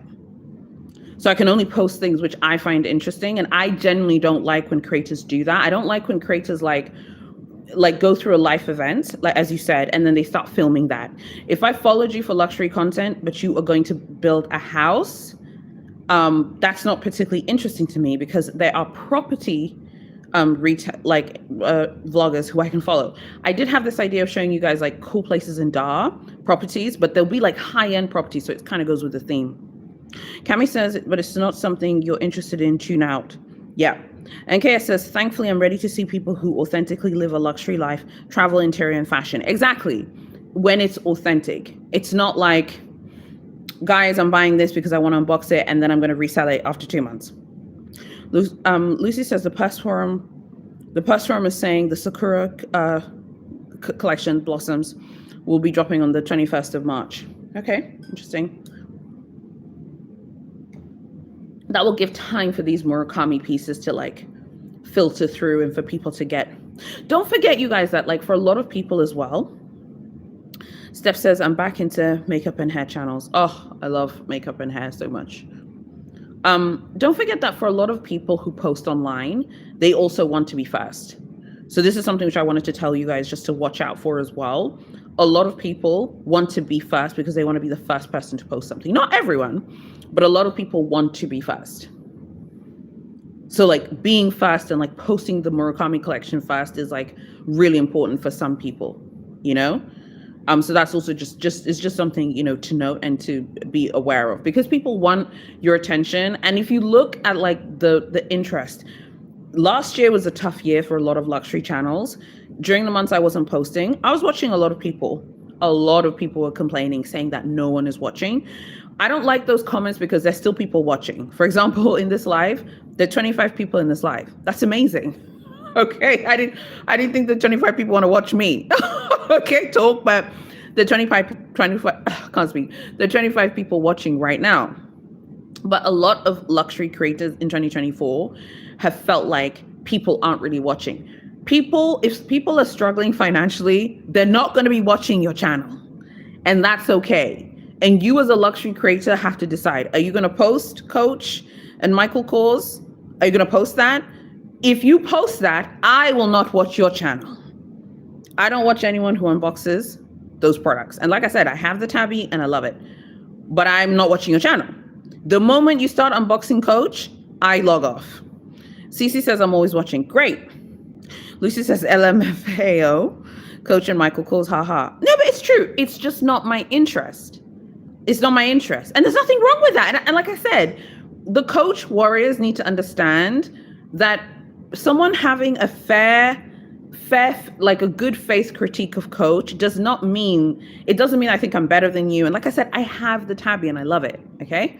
I love it. It's a great bag, but if you're posting like Louis Vuitton and Chanel, or even Dior or Laya, Bottega Veneta, and then you start posting Coach and Michael Kors to be relatable, you will lose me. But you might gain 20 other people, and that's okay. I will then go to look for other people who are posting the things that I find interesting. And like I said, it doesn't have to be brands. Bryce is laughing. Kim says, I haven't watched any of those Murakami unboxing videos. I feel like they're bragging in a way. Okay, Kim, let's talk about this, because I think it's wonderful that you're sharing your view on this. I want to talk about this. Okay. Can you tell me why you think they are bragging? Let's talk about this, because I think this is a great hot topic for us to chat about on this live. I don't feel like they're showing off. I'm going to tell you why. This collection has been so hotly anticipated for like 20 years. I think it's normal for people to be super excited to want to show what they got. But I think there are a lot of people who are Louis Vuitton VIPs who have the ability to shop at a massively high level. So if they're showing a lot of items in the unboxing, it can be like, whoa, this person has a lot of bread, to spend on pieces. I don't feel like they're showing off, because I feel like it's just so exciting to see the pieces. But bear in mind, I don't live in a Western country. There's no Louis Vuitton here, so I might be biased. Lucy says, when they post Cartier, then switch to Ideal and pretend to be relatable. Yeah, that's incredibly irritating, because I know they're not buying no lab stones. And Kaya says, I think people buy Coach not because they like it, but because they think they're sticking it to the man. Coach is $1 billion brand that owns my favorite house. But Coach is simply not luxury due to a price point. Thank you. That's it. Now, I said that, and the Coach warriors had pitchforks at dawn for me. Okay, I'll never forget that video. My husband was like, you are fighting for your life. Kim's like, I wonder if they were gifted, perhaps. No. If they were gifted, we'd know. And the people who got gifts only got one item. Brianna says, only people who have less or unsuccessful feel like those who are doing well are bragging. Lyra says bragging, nah, but flexing, yeah, especially desirable pieces. I don't know. I think with the bragging thing, I think Kim's making a great point. Like, are people bragging? I think it's just because the collection is people are so desperate to be first to post their pieces. You know what I mean? So I think all of you have made great points. They're fair points on both sides. I don't feel like it's bragging, but that's because I'm so excited to see the pieces. Lucy says, one thing I've noticed is there's different norms in terms of flashiness and bragging across the world. In Africa, let me be clear, in our culture, these videos are not bragging. These videos are not bragging. People be happy for you. Cami says content is like its own industry. It will have ups and downs, especially when finance is a potential factor. Creators can pivot, change their content, and hold fast and accept it. Lucy says, so what one may view as bragging by being flashy in one's culture isn't bragging in another. My culture is very flashy, but I've moved to the US where people are not that loud in most communities. My culture is very flashy as well. Like, all those white Murakami pieces here would do really well. The tie-dye Louis Vuitton denim, the tie-dye Dior saddle I posted on my Instagram would do super well here. And Kes is definitely flexing, but why does it matter? So I think to answer Kim's question is, I can see how it seems that way, because a lot of these videos have come out at the same time. So to Kim's point, like, it seems that way, but I just feel like people are just so excited. This is like once in 20 years. They're not going to release this collection again, for sure. Brianna says true. Brianna says Nigerian culture is luxurious, honey. Absolutely. Miss Libra Love Lux says I'm just excited. Yeah, so people are so excited and want to show the things that they got. I am really excited to see what people buy. I love seeing those big unboxing hauls and videos. But I think if one thinks that they're overwhelming, to Lucy's point, culture does play a role. Culture also plays a role. So you might be from a culture where like showing things is like seen as really taboo.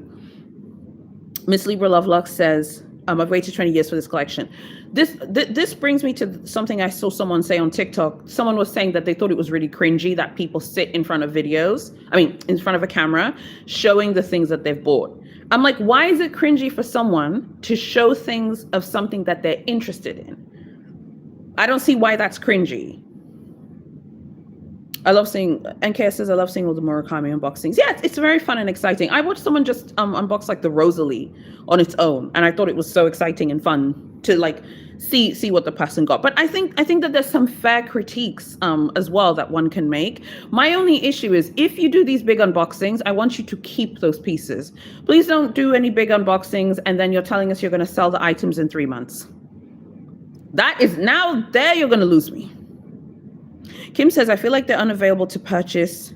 I feel like if they're unavailable to purchase it, then why watch? Okay, Kim, I'm loving the debate you're bringing here. Loving it.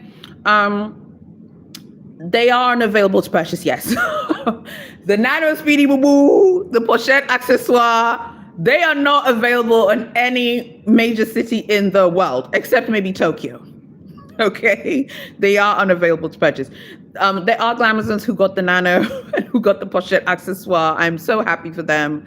So sisters went poof, poof, bibbity bobbity boo, gone. They're not available. But, I think that's actually what makes it desirable. Because if the collection was available, no one would be talking about the collection. So yes, Louis Vuitton had a bad launch, but they created so much desire with this. It helps that Murakami's alive and that he's promoting the hell out of the collection and that he's around. He's doing pop-ups. He's doing autographs. Lucy says, it 100% makes it more desirable. It does. The Pochette Accessoire and the Nano Speedy are MIA. They are Casper the Ghost. If you did not pre-order those bags, you are not getting them. Hate to break it to you guys. It's looking bleak. It's looking really bleak, okay? Because on the French website, they're restocking the very expensive leather bags, like the Coussin was restocked. There was a Capucine, but they're very expensive pieces. Lucy says, I don't even love LV like that, but I want some of the items from this, LOL. Honey, please let me know what you get because the Nano Speedy and the Pochette. So yeah, I think that these are all great points. And I can see what you mean. Like if something is unattainable, posting it makes people feel like, oh, I can't get it. You know what I mean? But that is what makes it so desirable. You know what I mean? That's what makes it so desirable because you're watching someone unbox something that is so hard to get. It's the Hermes factor, the Minnie Kelly factor, the exotic factor. And Kaya says, at Lucy, same, but I can wait a bit. For example, the mink bum bag. I told you guys about the Glamazon who got the mink bum bag, who fought for her life. She fought for her life to buy it. And the CA was greedy and wanted to get his exotic commission. And we worked out how much we think he's getting. He's probably going to make $900 from selling her the bum bag. Okay, he's going to make $900 from selling her a real fur bag. So he was very happy. And she fought for her life. Bryce said, I was annoyed by a fellow YouTuber who purchased 3 pre-loved Murakami pieces and they returned them after several styling videos. Okay, I'm going to keep it cute so we don't get in trouble here. Without naming the person. Bryce, you know how I feel about these things. I have said many times that the people who do this YouTube stuff and try and do it as a job, they are struggling for content. That is what you do when you do this because you're trying to make a living from this. I really dislike that because to me it doesn't feel authentic. And I think I've chatted about this before. I'd rather watch someone unbox one thing that they bought with their money, but they're gonna keep than to be like, oh, I'm gonna buy all these things, and then sell them again. Obviously, you just did that for attention and for views and for clicks. NK says that's a fixed mindset though. To think, why watch if the collection is unavailable? I watch for fun. If something is available, I'll find a way to get it. Yeah. Brianna says, oh my God, I'll trade my Nano Speedy for the bum bag. She fought for her life. She fought for her life. Okay. And then she finally found a CA who wanted to make money. She was like, I only want the fur bum bag. That is all I'm interested in. I do not want anything else. And he was like, the real mink bum bag. She was like, yeah. And then he was like, okay. Because he made almost $1,000 in commission from it. The exotic commission is very high on that piece. Lucy says, one YouTuber I watch who does work sells such this paycheck to paycheck and doesn't have retirement savings. Ooh, okay, guys. Keep it PG in the comments, you guys. Don't mention other creators. I don't even want to know who these people are. I don't. I think people need to understand that, and definitely you guys need to understand that people want your views so badly, right? That they're willing to do things for attention. So it's like, why would you buy something you don't like to unbox it and then to sell it? That seems like so much effort to me. I'd rather just go get a job. Okay, do you know what I mean? Brianna says, I didn't even know it was being sold until you showed the photos. Honey, girl, that piece is so special. And I think in America, for you guys in the States, I think it's 13,000 US dollars. It's just such a special piece. It's finished now. Lucy says, haha, I'm laughing. NK says, you can't sustain a luxury YouTube channel as a job unless you already have some means. Miss Libra Love Lux. I'm not going to read what you said. I agree with you, NKS. And I think also, like I said, people want attention, right? Lucy says, there's one from 2006 selling for 38.85K. 38.5K. I mean, that's insanity. The one that Louis Vuitton's selling now is 11,000. I can't speak right now. It's 13,000 USD. Isaiah says, the only Murakami unboxings I'm not liking is the clickbaiting ones where they put Murakami in the description and show it's pre-loved. Yes. Oh my God. I've really been annoyed by that. Please don't write Louis Vuitton Murakami unboxing and it's a vintage item. I don't want to see your yellow stained pieces. I don't want to see them. I don't. I want to see the new reissued pieces. Yeah, I agree with you. That's very annoying to write like Louis Vuitton Murakami unboxing. No one's checking for that. No one cares about that. Brianna said, if I can find that bum bag secondhand, I'll probably buy it. That's probably the only thing to buy secondhand because it's just such a special piece. So glamorous, so opulent, so Y2K.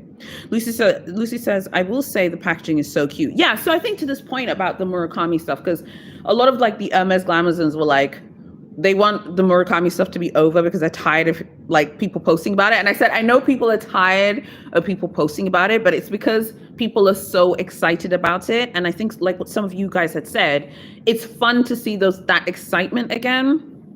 When Hermes released new bags, people are just like, Big H has a bunch of new bags they've released for their fashion show. We'll always see some new designs. It's like, meh. They're not Birkin or Kelly's or Constance's, so people don't really care. People are super excited about this. Let them be excited about it. But yes, please stop clickbaiting us on vintage. I don't like watching pre-loved unboxings as a general rule. I don't watch pre-loved unboxings. It would have to be something super special. Diva says, oh my goodness, I agree with you. I can't stand they're using the new Louis Vuitton handbag photos. That's not what they're going to show. Yeah, it's really annoying. It's not the new collection. Why are you posting it? Tanya says this collection has brought so much fun. Yeah, it's brought so much fun. It's so vibrant. It's so youthful. And Kay says, no crusty Murakami, please. LOL. Unless it's the mink stole or bum bag. Literally, unless it's the mink stole or the mink bum bag, please do not post any vintage pieces. No one wants to see a vintage unboxing of the Murakami stuff unless it's those two mink pieces. Exactly. Brianna says, I was on Fashion File last night and they're selling the worn LV wallets for retail price.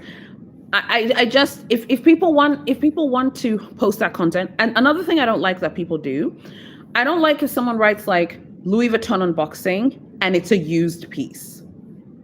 I think you need to be really clear, like in the title, like if it's a Louis Vuitton, even Hermes, if it's an Hermes unboxing, make sure you write that it's pre-loved in the title, so I know not to click on it.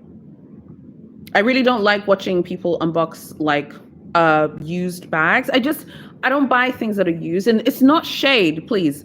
It's okay if you like used things. I just don't like used things. I got told off in a pregnancy group for defending this woman on Facebook who said that she didn't want to buy used baby clothes for her baby, and the pregnancy warriors flamed us and we got told off.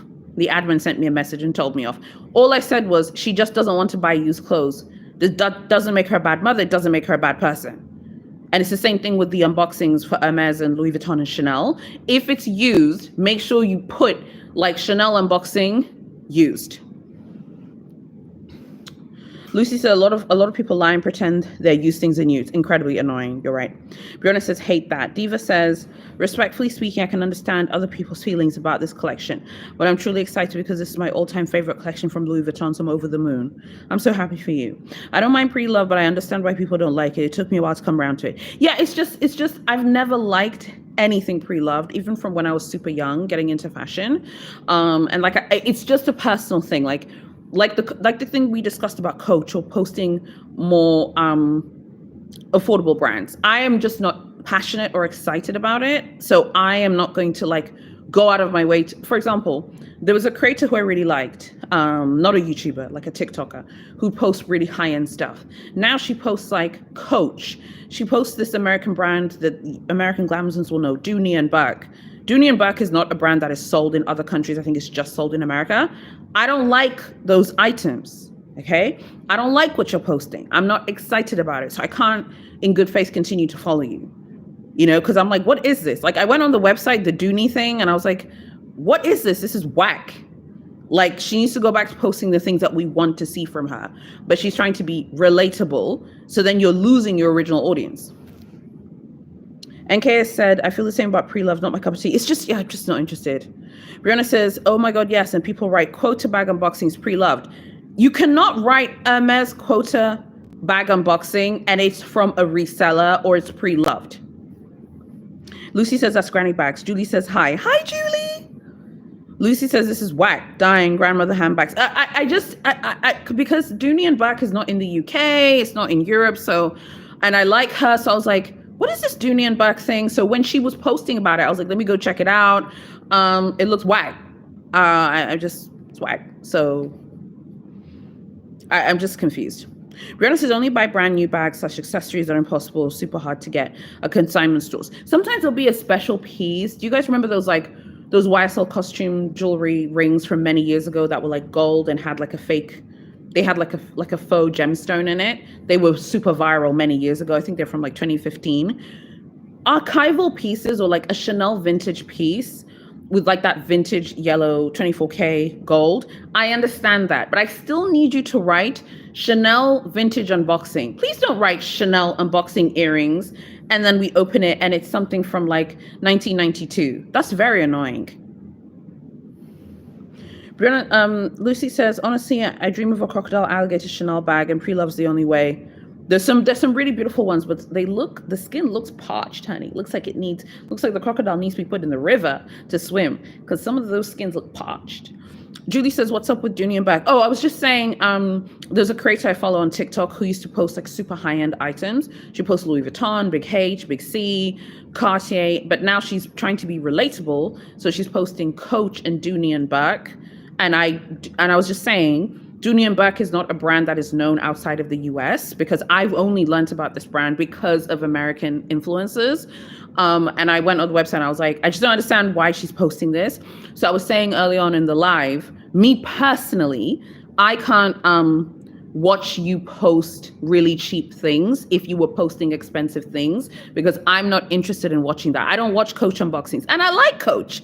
I like the Tabby. We've been through this. I like it, but I cannot watch you unbox a Coach item, Dooney and Burke stuff. I'm just not interested. I don't understand how people can unbox those things but have smoke for ASOS and Zara. At least ASOS and Zara know who they are. So for me, I'm just like, okay, cool. Like, you're not going to be shopping at YSL anymore. You're not going to show us like Alaya or Bottega. You're not going to show us like even Capani and Jacquemus. Those are very nice brands. Like, show us those things. So people are trying to be relatable, but then they're losing their core audience. And then we were talking about like people like posting pre-loved stuff as new unboxings. Julie says, LOL. Brianna says, Dooney and Burke is absolutely not. Okay, cool. Is an absolute no. And Kara says, facts. Yeah, so it's just, again, it's not a brand that's known in Europe. It's not in the UK. So I was just like, what is this? Like, why is this chick always talking about this? And I went on the website, I was like, no, this isn't for me. Like, this isn't something I'm interested in. Lucy says the funniest is when they get busted for pretending their used bag is a quota offer. I mean, if you have bought a pre-loved Birkin or Kelly, you have got to make it clear in the title so that I don't click on your video. Like, I'm not interested in watching those unboxings. And it's fine if, you know, people can post. Everyone is different. We all have different tastes and passions and interests, and we all like different things. Some people just really enjoy watching people open things on the internet. That's fine. My thing is, like, I like seeing your taste. I want to see the things that you buy. I'm like a shopping person. I've always loved going to department stores and shops. The sort of physicality of going shopping, like getting up, getting dressed, having breakfast, and then going to the shops. That's something which I love. So for me, it's not like a shopping addiction so much as it is someone who enjoys to buy things and buying interesting things. So it's like watching someone unbox like pre-loved Hermes. It's just something which I'm not interested in. You know, to me, I put that in the same category as watching the Coach stuff. And trust me, the Coach warriors on YouTube, they have views. Like the Amazon luxury haul warriors, the DH Gate warriors, like all of the luxury YouTubers complaining about views in 2024. If you post an Amazon luxury haul, okay, you're going to get like 100K. Now, I just don't care enough about that stuff because this isn't my job. Whereas a lot of the people you guys are referring to, YouTube has become their job. So when YouTube becomes someone's job, the desperation to get people to watch content, you see it a little bit more. You see more clickbaity stuff. You see more desperate things being done, like people buying things they don't like just to unbox to show to you guys and then to go and sell it because it's like their job. This year, I'm going to have a ton of time to post because I'm around. I'm not going back to work for a bit. Lucy says that's what's interesting about the girls with DHgate Kellys claiming they're from the real. They claim everyone on TikTok is buying DHgate Hermes, so they didn't see much wrong with it. Yeah, but they need to be honest because they have the ability to affect so many young women. Like, you guys are not affected by this, but there are a lot of women under the age of 25 who watch these videos and who feel bad about themselves. Like, oh, I'm 24, I'm at uni, or I'm 23. You know what I mean? But the whole time someone's unboxing a fake. I was fighting with someone in the TikTok comments who was like, oh, so you don't want people to, you don't think fashion should be democratic about the Walmart Birkin thing. I said, there's nothing wrong with you buying what you want with your money, but do not pretend that is a real Birkin. It is not. It's not a real Kelly. It's not a real mini Kelly. You know, if you think fashion is democratic, go to H&M. H&M have great things, but H&M know who they are. They're not a luxury brand. Cece says there's a lot of clickbait content going on. Right now, there's a lot of clickbait content going on because the girls are really desperate to make money. Lucy says exactly. Lucy says democratic fashion. This is almost as bad as the girl who's recording the store saying France is a democracy. Yeah, in the dragging video, that was so ridiculous. So it's like, it feels, I don't know, to me, it just kind of feels like people need to make that decision on the type of stuff that they want to watch. Like, you either going to post these things and you're going to be truthful, but don't lie to people and say, like, this is a real Birkin or Kelly and it's fake. Cami says, what is it about the quota bag offer that seems to elevate the status of the bag for some? Well, if it's from, you said it in your comment. It's a quota bag offer from the boutique. That's what makes it special. And I think for a lot of people, me included, I want to hear about your shopping experience. If you bought it from a reseller, cool. But if I want to see things that a reseller posts, I can just go on Gloss Vintage's Instagram, and I use that reseller's Instagram pictures because they post nice pictures. They're in Hong Kong. But I don't care. I don't care that much, like, just to see your cute little Birkin. I want to hear the story behind it. So if you're like, oh, I went to a reseller. If you go to a reseller for a blue box offer, yes, I will watch your unboxing. Julie says that person can bring their work into H and see what the essays say. They'll be asked to leave. And Kay says it's exclusive to Cami. Lyra says the no value with a fake, it'll never be a Birkin no matter how many times you may stare at it. It doesn't matter. It's never going to be a Birkin. It doesn't. It literally. It doesn't matter. You know what I mean? So people can say it makes them feel better about themselves. I think the value in the quota bag is in the shopping experience and in the in the ability to be offered it from the store. If someone's posting a Birkin that they bought from a reseller, they must be upfront that it's from a reseller from the beginning, and ideally in the title. Lyra says there's no value. Bryce says the mounds of luxury fakes and the fear of being targeted while wearing luxury items has put me off purchasing and wearing designer. Where are you? Are you in New York? There are a lot of fakes right now. I think in terms of targeting, the only thing I think to be worried about is watches. I don't feel like people are like pressed about robbing someone of their Birkin or Kelly just because there are a lot of fakes. So if you have a real Birkin or Kelly, I don't know if someone's necessarily going to snatch that from your hand. But watches like Rolexes, yes. Yeah, you have to be super careful. Cece says, oh my God, do not pretend that's a real Birkin and do not shun those that do by saying I would never spend that, but you want to appear that you have. I don't like counterfeit items. I don't care what it is. Anything that's counterfeit. I find those, I'm not into art. I don't know a lot about art, but I watched a documentary about people who make counterfeit like Rembrandts and counterfeit Vermeer paintings. It's like, why make a counterfeit Van Gogh? It's fake. Who cares? I mean, it's just so weird. Bryce says, yes, NYC. Lucy says home invasions are a thing here, sadly. Oh, okay. Ollie, hello, Ollie. Getting robbed of your work in. Yeah, I mean, rob the work in and then try and sell the work in. Good luck with that. Brianna says, I don't understand the fear behind luxury. I'm in Cali, wear my things all the time. A lot of you are in the States and maybe you're in different parts of America. So maybe, I mean, can I be honest with you? Can I be honest?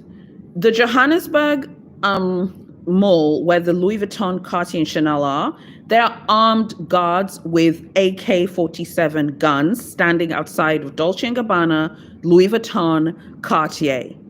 That is the safest place in the world to carry luxury items. If someone does anything stupid, FAFO, we will be praying for you and reading from Proverbs because you'll be in the ground. Lyra says, I'm scared of buying from resellers because there's so many super fakes I can't trust. These so-called authentic cases. I just can't do it. I have to get it from the store. Steph says, sorry, when I go home to Houston, I always ask for an escort to my car. Oh, wow. Lucy says, South Africa has excellent private security. They really do. Lucy says, sadly, in the US, we must rely on our defunded police departments.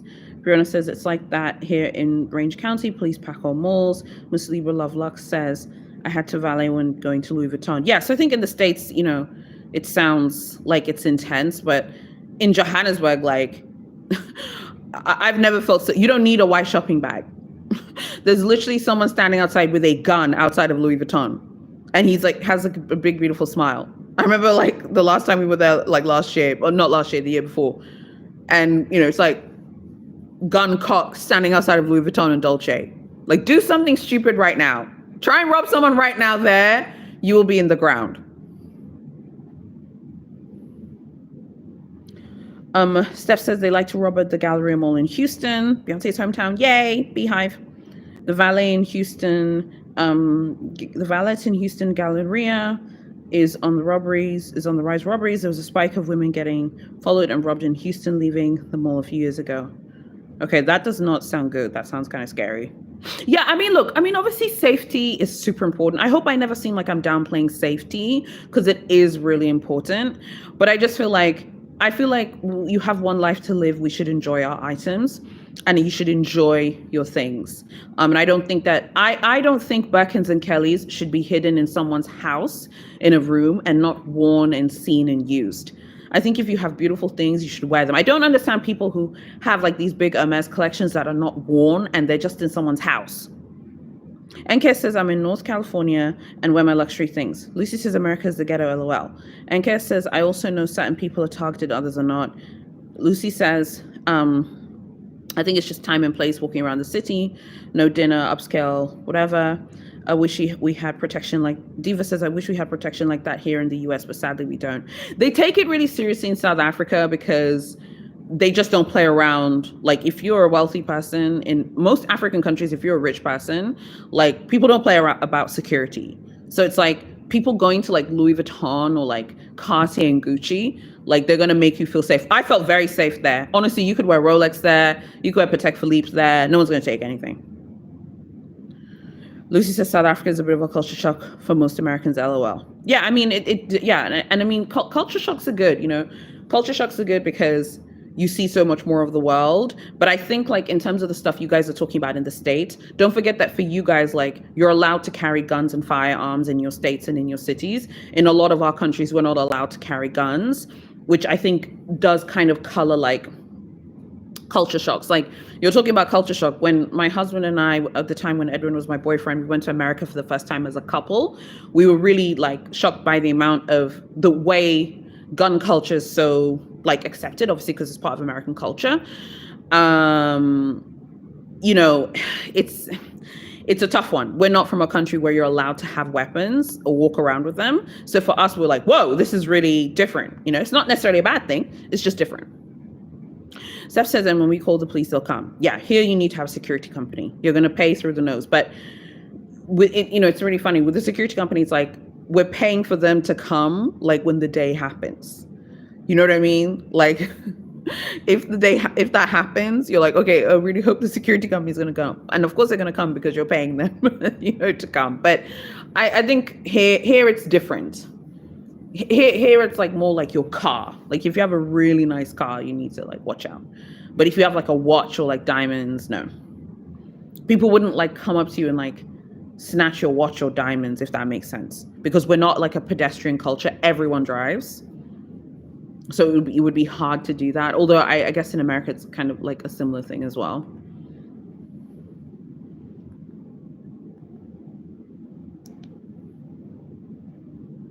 I don't know. I think safety with luxury, it's so hard because I just feel like we need to enjoy the things that we have and we should buy the things that we want. And I think all of you should be enjoying the things that you have. Because I think not enjoying the things that we have, I think not enjoying the things that we have, I think it's such a shame to buy all these beautiful things and for them not to be worn. Like people buying all these beautiful watches and these beautiful like bracelets and clothes and bags and stuff. And then they just sit like kind of gathering dust in someone's house in their wardrobe. Like, does that make sense? Like, I still think that these things should be worn, but obviously one has to be safe and be careful as well. Yeah. So you guys make like really good points on this. Lucy said, honestly, if we didn't have guns, I would be more inclined to wear my stuff, but these criminals will shoot in my city. There've been many robbed at gunpoints for Moncler jackets. Okay, that's wild. Ollie says, enjoy, life is short. Yeah, life's short. Honestly, life is short. I'm going to enjoy the things that I have, but to Lucy's point, like that is quite scary. Like someone being robbed for a Moncler jacket. I mean, that's a bit much.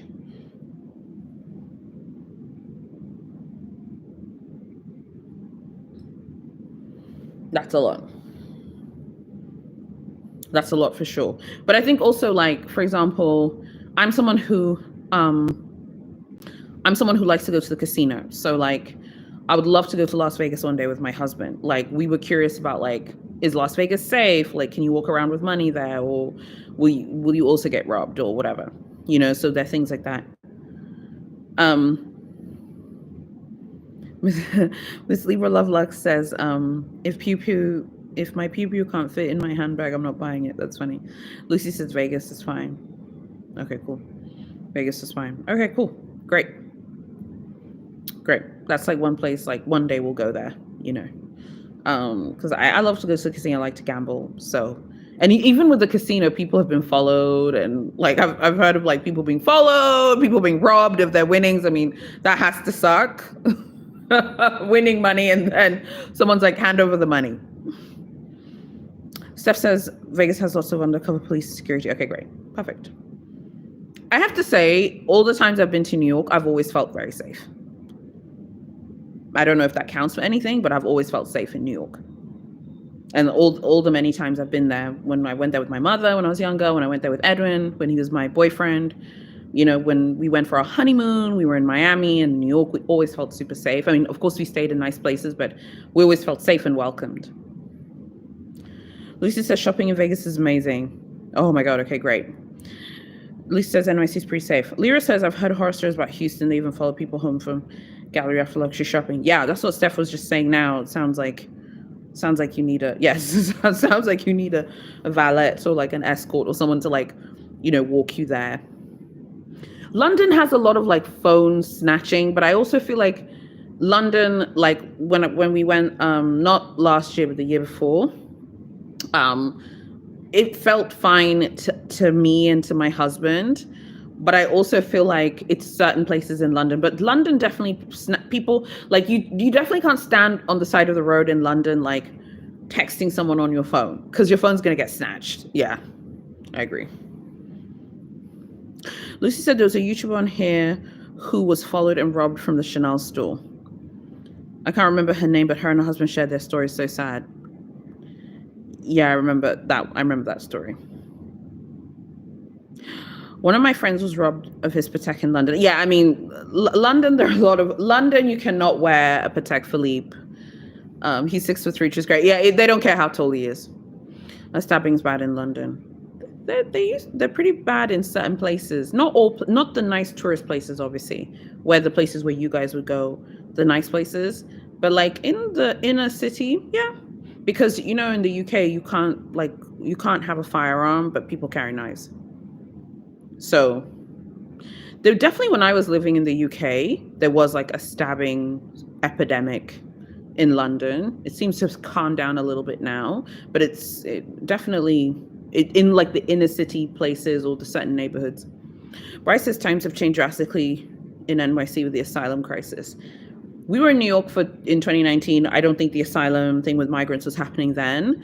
We had such a wonderful time, but I think also with me and my husband, we're very oblivious. Like, we're just kind of like, oh, we're happy to be here. And, we're like, oh, we're happy to be here.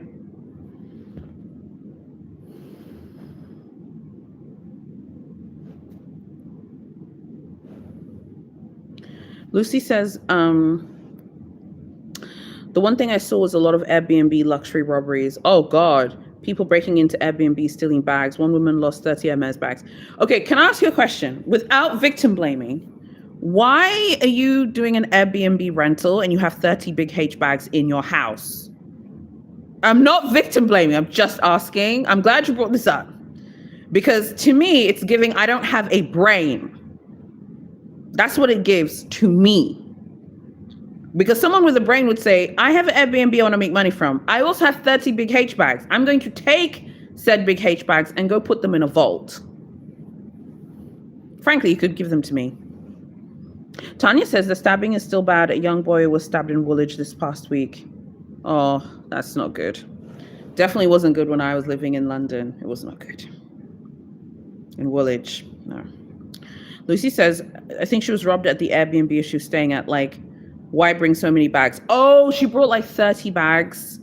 That's even more stupid. Why do you do that? Guys, I don't like Airbnbs. Unpopular opinion, I'm a hotel person. I'm not staying in someone's crib. I'm not doing it. I'm weird about stuff like this, like people's energies and stuff. You can call me weird, conspiracy theorist. I'm not doing it.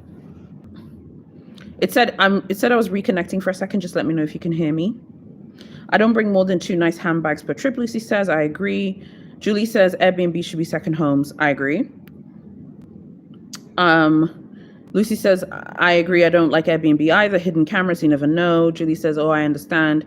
Lyra says, I'm confused. 30 Hermes bags in a Airbnb. No, Lucy's saying that the woman brought her Hermes collection to the Airbnb and got robbed.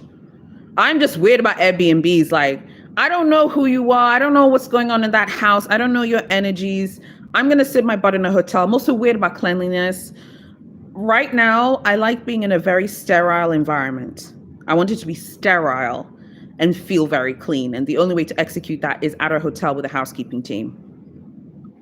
Steph says, I prefer hotels. I don't want to clean your place and have to pay a cleaning fee. I love you guys. Julie said, I thought the owner actually left their 30 bags. Cece said, I'm sorry, but it's just dumb to travel with that many expensive pieces. Lucy says, I agree. And Kes says, it's very foolish. Yeah. Lucy said, even airport employees, you never know who'll steal. Facts. Julie says, yeah, very foolish. Isaiah says, 30 big H bags. is when the work-in would come into place. Why would you travel with that many big H bags? Why? I'm weird about cleanliness in hotels. I've talked about this before. I don't care how nice the hotel is. That room needs to be sterile. Like, it needs to give hospital luxe glam. This thing is sterile and smells of bleach. I am not going into your house. I'm just like I got a question the other day, like, ever since becoming pregnant, am I weird about certain things? I'm super weird about cleanliness and places being sterile. Like, we went to eat at a restaurant the other day and the waiter was just like weird and dirty. I just was like telling my husband, I was like, we need to leave because this place doesn't feel sterile to me. Steph said, Julie says, vacations is for chilling, not cleaning. Steph says, I can only bring enough luxe items I'll fit into my carry-on and I'm getting a premium seat minimum with guaranteed overhead bin space. Oh my God. I need to be comfortable traveling. Guys, question. Would you buy the Louis Vuitton Horizon luggage? Would you buy the Louis Vuitton luggage in the Empreinte? You know, there's the one in the Empreinte and then there's the monogram one. Well, Lucy's like, damn, no, I would not buy it. Damn, Lucy, oh my God. Let me stop you right there. Explain yourself why. What about the one in the Empreinte? What about the Empreinte carry-on? You know, there's that black one. Steph says, yes, I would. I almost bought it. Julie says, nope. Steph, we're the only ones who are interested. I'm very interested in buying the Empreinte one. But Lucy's like, no. Julie says, no. Steph says, yes. Bryce says, oh my God, that's the exact one I want. It's so chic. It's very subtle. Miss Libra Lovelux says, I would. Julie says low-key when traveling. Okay. Isaiah says not the sizes that would be checked in. One of them is you can I think one of them is like a hand luggage. You can put it in the overhead bin. Cece says no, I wouldn't. Steph says very beautiful. Lyra says no. Stephanie, we're alone here. We're drowning. The Glamazons saying no. Everyone else saying no. Can someone just quickly check if you have like a computer in front of you how much it is again? Because I think it's like 3,000 USD, if I remember. Miss Libra Lovelock says, I always travel my LV Keepall and backpack hubby too. Lucy says, okay, my main reason is they always end up getting beat up. Best to be as low-key as possible, even if it's not noticeable. I travel with bags and jewelry and do not want to draw attention. That's true. But the black, it's the black Empreinte one. Bryce says you can barely tell it's LV. Yeah, I agree. And KS says I wouldn't. I see what Lucy's saying. I'm considering Rimowa luggage, but I even worry that's too flashy. Tanya says no. Okay, everyone says no except me, Steph, and Bryce.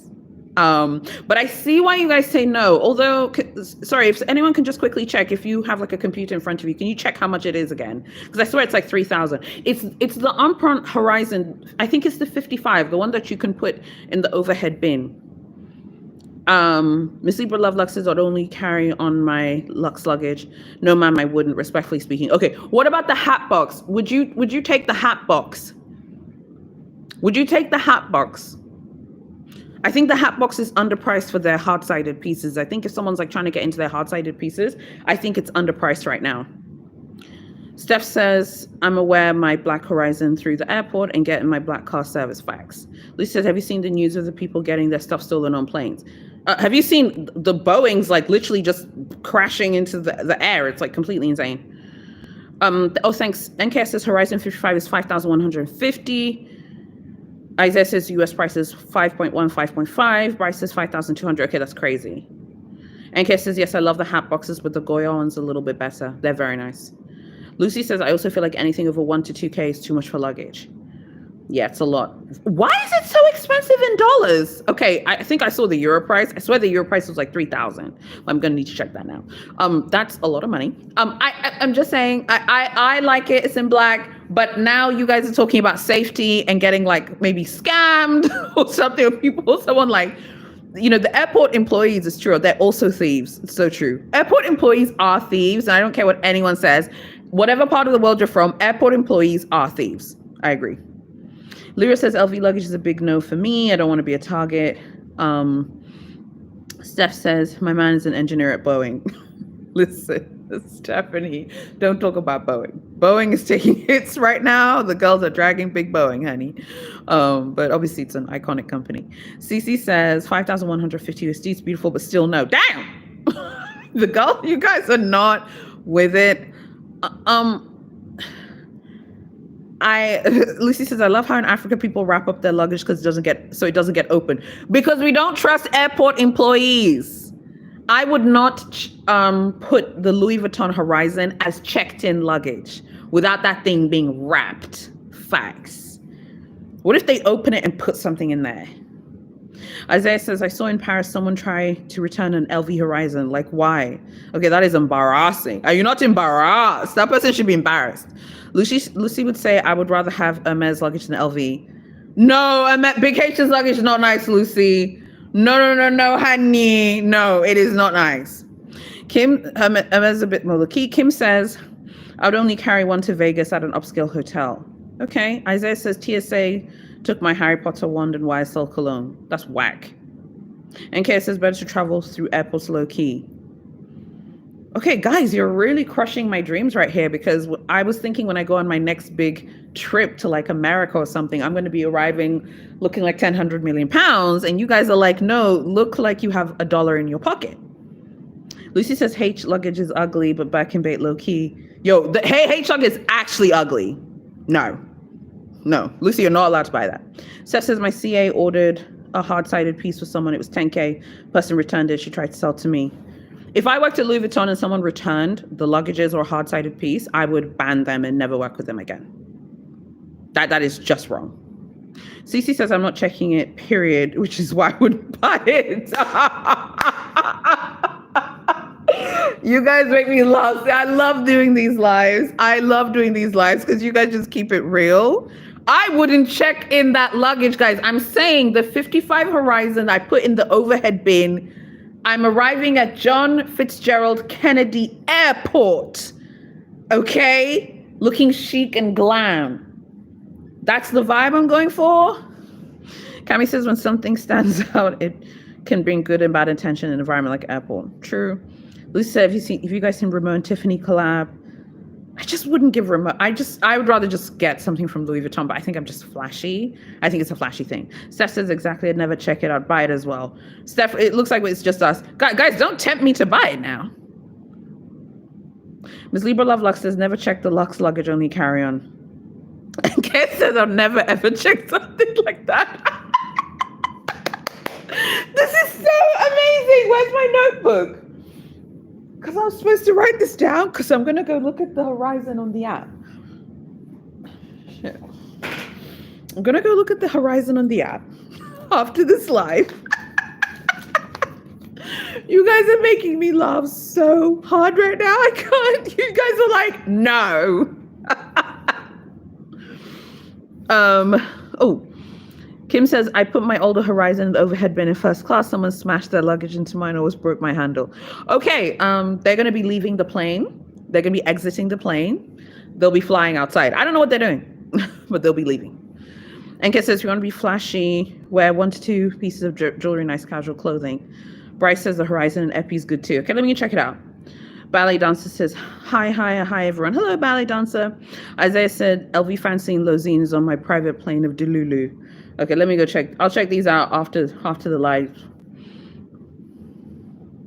My husband has the briefcase in the empreinte leather, but it's very subtle. Because remember, if you saw that unboxing, you can barely see the monogram. Barely see it. Lucy says, logging off to go grocery shopping. Thank you for the laughs. Ladies, see you next time. Thank you for joining, and I appreciate you being here supporting. So yeah, thanks. Drop a like before you go. Yeah, I just, okay, now we talked about the luggage. You guys are telling me, Steph and Bryce, not to buy it. It's a lot. Obviously, we would never check it in. Like, no one's checking it in. Steph says, Kyra from YouTube will change her whole flight when they try and make her check in LV luggage at the gate. I'm not checking it in. Ballet Dancer says LV luggage. Yeah, we're talking about the Horizon 55. The one that in the empreinte leather, not in the monogram. Isaiah says, I've traveled with my mate to over Boîte Flasson and for short trips. Even my estates told me not to take it abroad for safety. Oh, okay, yeah, I agree. I don't know if I'd travel with that. That's such a special hard-sided piece. I would be so terrified. What if like your luggage gets lost or something? The Goya one is gorgeous. I feel like Goya is really flashy at the airport. So I'm really interested to hear that you guys are talking about Goya, because don't you think Goya is so flashy? Don't you think the Goya monogram is really flashy as well? I mean, I think the Louis Vuitton monogram is super flashy, but I think the Goya monogram is like, I think the Goya monogram at the airport like is really flashy as well, which I like, and I like Goya. Isaiah says U.S. airlines would likely target you with a 55 size to check in. I would never check it. I would never check her in. So they can sit down. I don't know what's going on. If I'm not gonna fly, then I will stay at the hotel, because you cannot check in Louis Vuitton luggage. No way. Rice says the Goya one's an absolute fortune, but it's good. How much is it?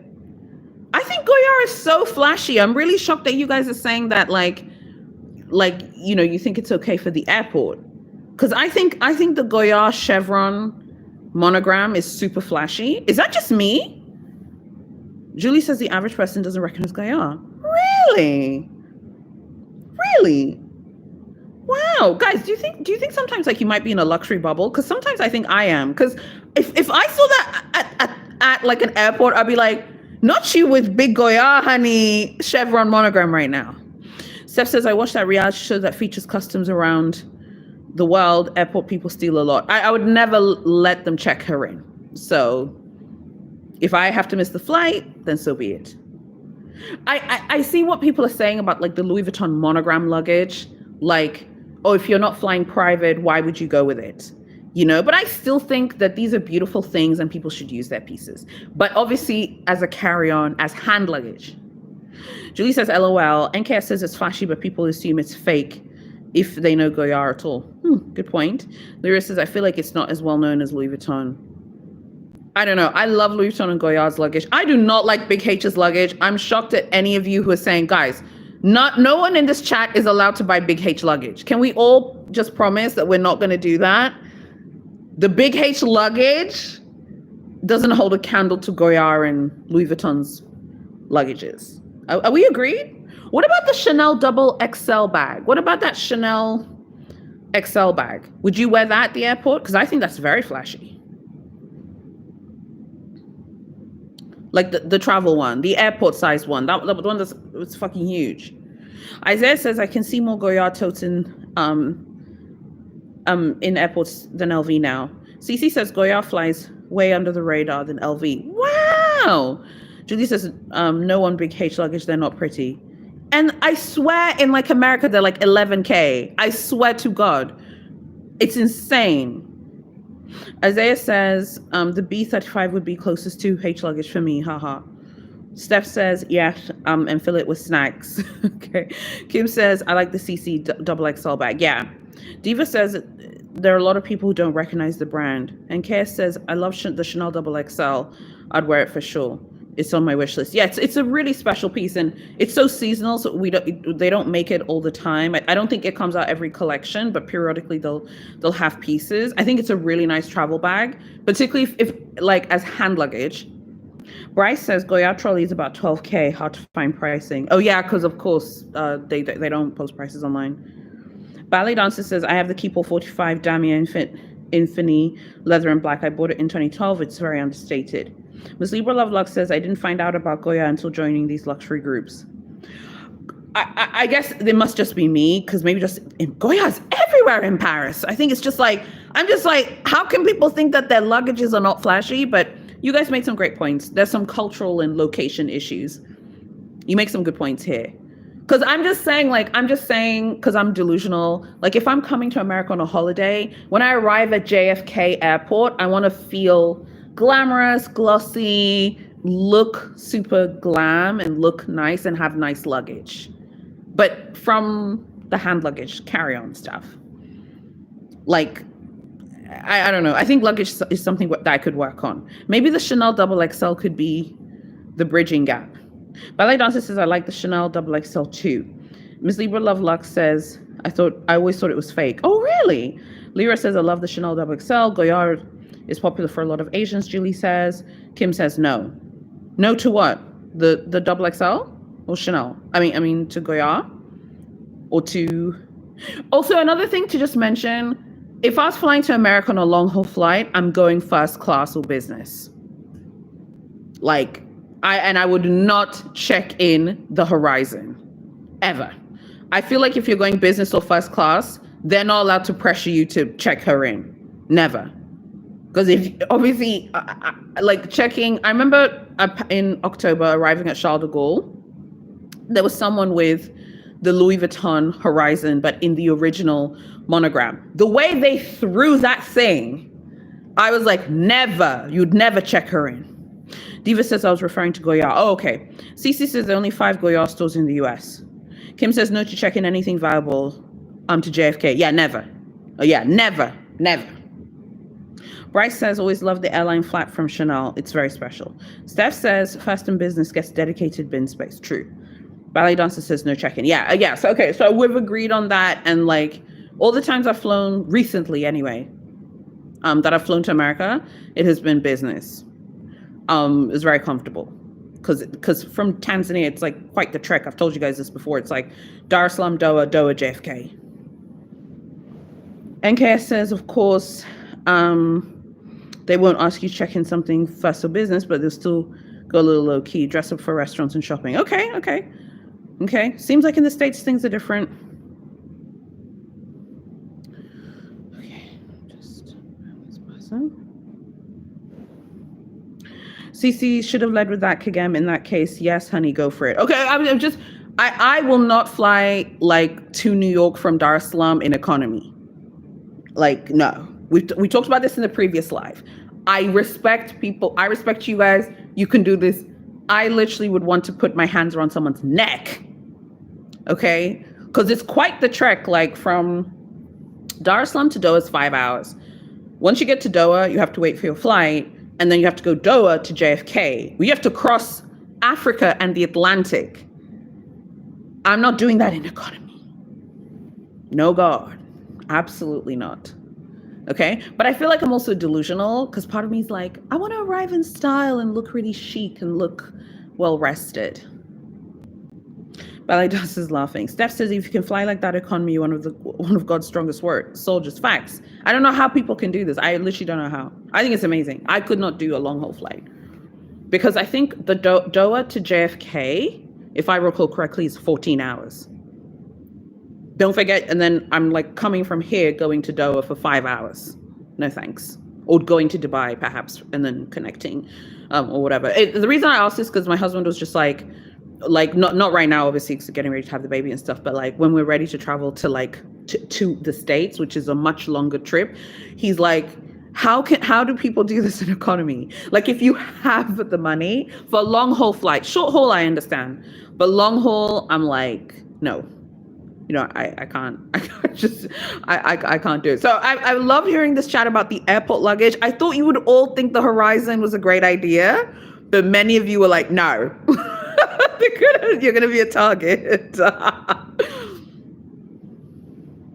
NK said, with all that, do what you want. If you want to travel and start, go for it. No. I want to hear what you guys think. Don't say the do what you want thing. No. I love hearing this. I love hearing different points of view because I think it's really interesting. Rice says, I'd love a back and 14 Matte Croc in Noir Palladium hardware for travel. Oh, okay. This is where you lose me. I would never use like an exotic Birkin for travel. What if it gets absolutely wrecked and like the airport people are like when they're gonna scan it? What if it gets wrecked and the airport people are like touching it? Frankly, I'd be like, how dare you touch it? And Kay says, you and me both with a shiny one. I need an exotic Birkin, but I don't want anyone who works at an airport to touch it. Because they'll be like, they're going to take it and they're going to put it on the trolley. They're going to throw it. I'll be like, how dare you touch it? How dare you actually put your fingers on it? No. I don't want them to do that. So, I don't know. I think that these things, are good and stuff. I think in the previous live we talked about like, domestic flights and whether it's like worth the money to go first class and stuff. Cami says many people go in economy and spend that upgrade money on hotel upgrade instead. The flight is X hours, hotel is X days. I think in the US, there's a big difference between what's a super high-end hotel. I'd love to chat about this actually with you guys now, because in the US, I feel like a lot of hotels that are five star, in Europe, they wouldn't be considered 5-star. And I hope you guys aren't offended. That's why I'm very curious about, like, in Las Vegas, like, what's a 5-star hotel that's a very luxury hotel? I like luxury hotels that have a business feeling to them. So not too stuffy, but like, I don't like hotels that catfish as luxury 5-star hotels, but it's like a 3-star place. And I feel like in the US, the Gulf is very big. They're these stunning places. Isaiah says at least TSA have gloves. Kim says the security bins are filthy too. Okay, now I feel like I want to have a shower. Ballet Dancer says LV has red exotics in the men's SLGs coming out soon. I love their exotics. Steph says you're correct. Yeah, there's this big gulf. Kate says I honestly think that I wouldn't bring anything super expensive like a purse on a flight. With my reputation, I'll probably lose it. Yeah, I mean, God, it's hard, to keep like track of your belongings. Kim says Las Vegas Encore. Okay, you write that down. Because I'm not like, from what me and my husband experienced, we felt like there are a lot of catfishing hotels in the States, and it's not shade against the States at all. These are like Miami and New York are like some of our favorite cities in the world. But the gulf between like a 5-star hotel and a 3-star hotel. Pluto says the Ritz in Maui is not 5-star. I mean, yeah, if you have the title, the Ritz on it, you really need to be 5-star. Bryce says there's a big discrepancy with star level here in America. Yeah, I think so. Definitely if you compare it to like Paris or London, like in our opinion, because he was saying like the next time we go to New York, we should stay in a 5-star hotel. But it's really hard to tell, or even Miami, like what's 5-star in like Miami or like LA or like Las Vegas or New York or whatever. If you compare it to London, getting that 5-star rating in London, there are very few hotels that are 5-star rated in London, like Claridge's, the Savoy, you know what I mean, like the Connaught. And they're horrifically expensive, obviously. The Goring as well. Steph says the Wynn Hotel. Okay, let me write these places down. Wynn, and you guys said Las Vegas Encore. I want to go somewhere that's like really, really nice, super luxurious and very high end, very clean, very sterile. Like right now, everything I touch has to be sterile, but like it should be like a 5-star place. So I think that is also something which I've noticed that is an issue as well, so maybe I don't know why, and I like chain hotels. I like the Hyatt. There's some really good Hyatts. There's nothing wrong with the Hyatt. We stayed at a Hyatt in Miami and we really liked it. It was in Brickell or something. Steph says Aria, but the rooms are in the exclusive tower. Ballet Dancer says Haya asking for a lot. Damn. Okay. You guys are making me laugh. That's so funny. Kim says the Wynn/Encore is together in Vegas. Okay. Isaiah says Edition hotels with Marriott are really nice, but the bigger rooms are likely more exclusive. Okay, let me write that down. Okay, this is good because I didn't understand that. Like, I didn't understand why in the States when we went for our honeymoon, we were very confused. Like, why is this a 5-star hotel? But like in Paris or London or frankly even Tokyo, it would be like a 2-star hotel. NK says Phuket's in NYC. Yep, you told me about that. I've looked into it. I really like it. Montage in the OC, Auberge and Napa are my go-tos. Haven't been, but I've heard good things about Hotel Bel Air in LA, but the area is impacted by the fires. Okay. Hyatts are not bad, Grand Hyatt and above, but they're still not 5-star. I guess with mass chains, it's hard to be really fine. Yeah, they're not 5-star. That hotel is not 5-star. It's the Hyatt in Brickell in Miami. It was not 5-star, but it was very nice. Although I must say, the employees in that hotel were really pushy about tips. Me and my husband, we understand that coming to America, tipping is part of your culture, and we respect that. I've always said, I just want people to respect everyone's culture. I will respect your culture, no question about it. But they're quite pushy about tipping. And my husband like low-key complained, and then like I think people got told off. I think they got told off for harassing tourists for tips. So that was a funny thing that happened on our honeymoon. That was before I was posting on YouTube. Bryce said, you'd like the Conrad Hotel in downtown NYC. Okay, great. The Conrad, I've heard about that. I think a lot of influencers go there. Agree with additions, but only with the suites. Conrad, but the suites. Okay, suites, gotcha. Steph says, my opinion on the hotel rating is to appease the middle class and make them feel like they had a nice vacation. Sue me. I think you're right, because I don't understand why the discrepancy is so big in America. But if you go to like London, Paris, Tokyo, Singapore, the bar is very high for that rating. Pluto puts the target. Valley Johnson says the US want their tips. Yeah, I mean, obviously, we were like, okay. People really want their tips, honey. People want their tips. And that's fine. Like I said, we have no problem paying tips. But I think it's a little bit much in the hotel when people are like pushily asking for tips in a hotel. Now, in a 5-star hotel, that wouldn't happen. So that Hyatt is not 5-star for that reason, because in a 5-star hotel employee cannot harass you or harangue you for a tip in a country that allows tipping, right? Bryce says it's a 5-star hotel. The restaurant inside should be 5-star, in my opinion. Yeah, and sometimes that doesn't match. Sometimes the restaurant isn't there, but the hotel is, and sometimes the hotel isn't there, but the restaurant is like a top tier place. So I think it'll be exciting. Like whenever we go next, I don't know when that is, but to like stay somewhere that's like really, really, really nice. And like comfortable and like clean and like truly worthy of that like 5-star like rating, particularly if you're going to spend like $1,000-$2,000 a night on a suite. Like I don't know if the Ritz-Carlton in New York is seen as a 5-star hotel, or the Plaza, but those are the only ones I've heard of that are. I don't know if they still have that rating, but many years ago I heard people say that they were like 5-star places, but I have no idea. You guys would know more than me about those places. We don't have many 5-star like places here either. So like the bar is very high. So I think that's also, something to note. Like, for example, I would want to stay somewhere, that has like a car service, like Steph had said, like a black car service, or, just somewhere like I guess somewhere with like the sort of quality standards that the Ritz in Paris has. I haven't stayed there, but my mother stayed there once, and she just said it was like, just like the way they know who's a guest. They know who's visiting the restaurant and who isn't sleeping at the hotel. They know who is sleeping at the hotel. It's insane, like how they can even just know, and they know by your face and all this stuff. Pluto says almost all the hotels in California aren't 5-star. Well, that's interesting.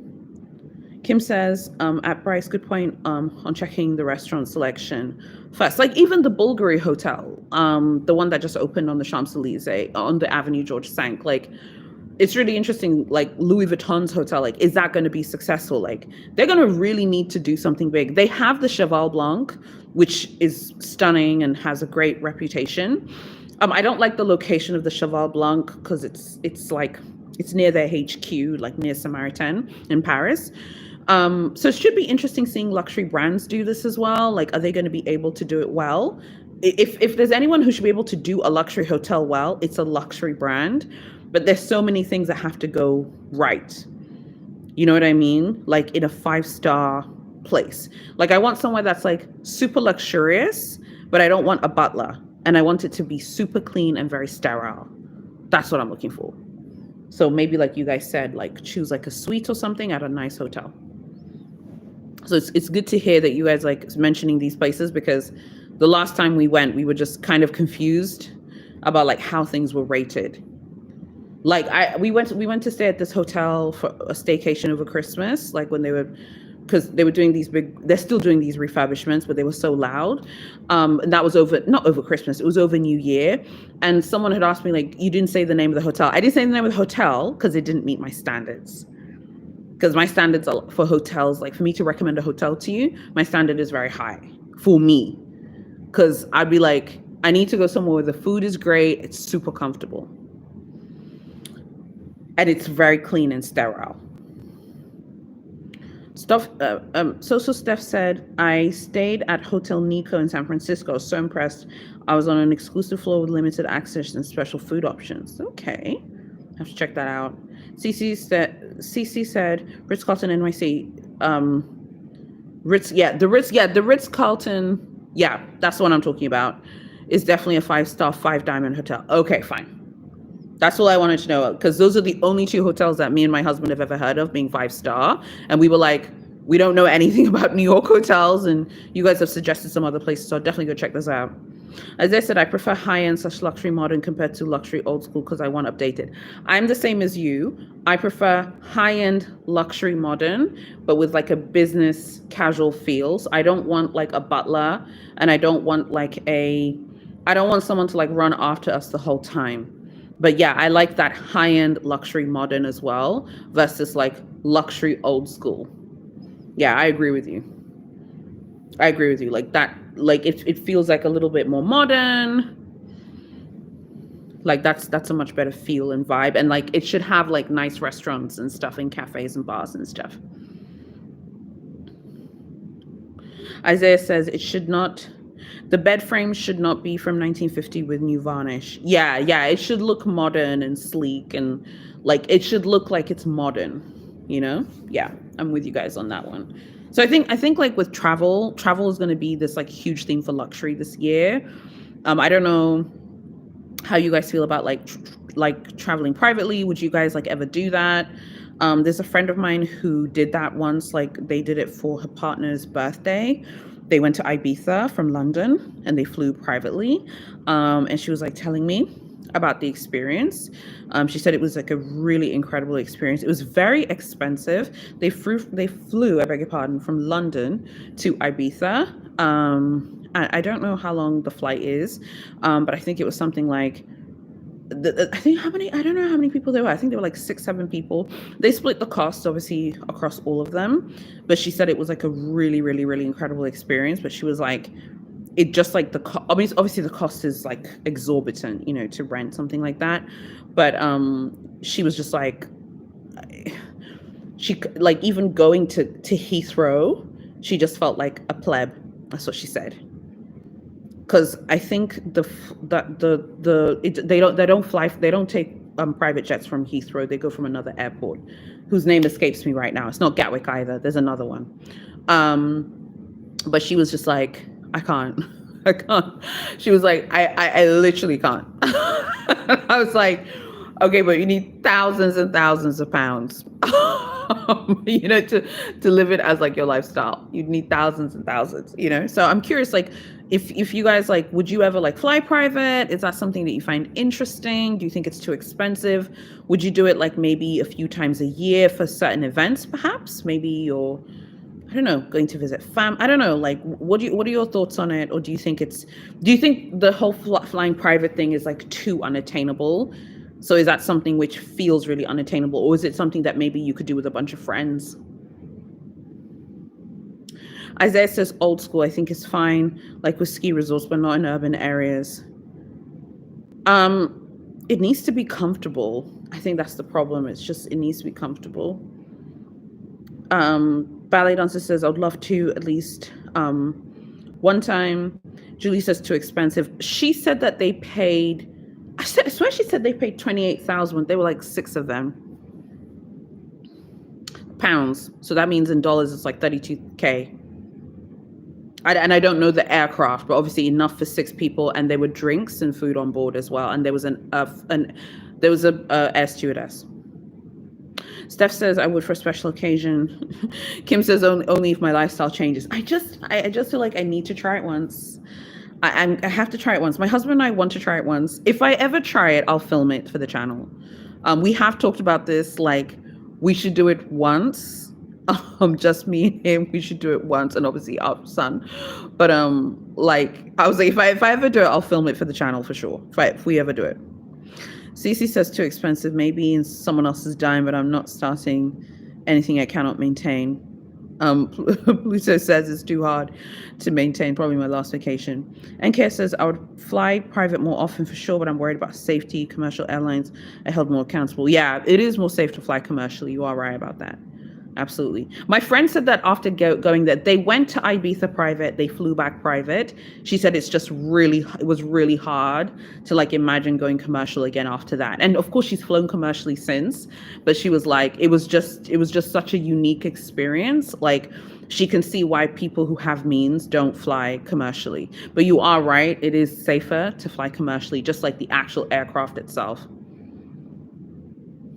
As I said, maybe for a special occasion / milestone, but like on a short flight to afford, haha.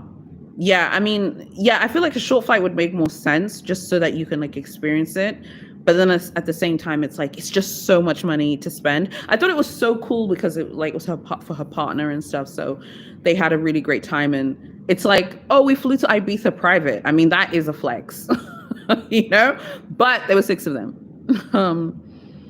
Pluto said, imagine going back to economy after that. Oh, she has. I mean, she didn't feel good. She didn't feel good. She did not feel good about herself after that. Yes, God. Okay? Because like I said, the private flights in London do not fly from Heathrow. So she was like, even going to Heathrow, she just felt raggedy. She was like, and now I'm going economy. NK, ballet dancers laughing. NK says, flying private is amazing, so I can see how it's hard to go back commercial. Yeah, I feel like I would need to try it once. If I ever try it, I'll film it for the channel.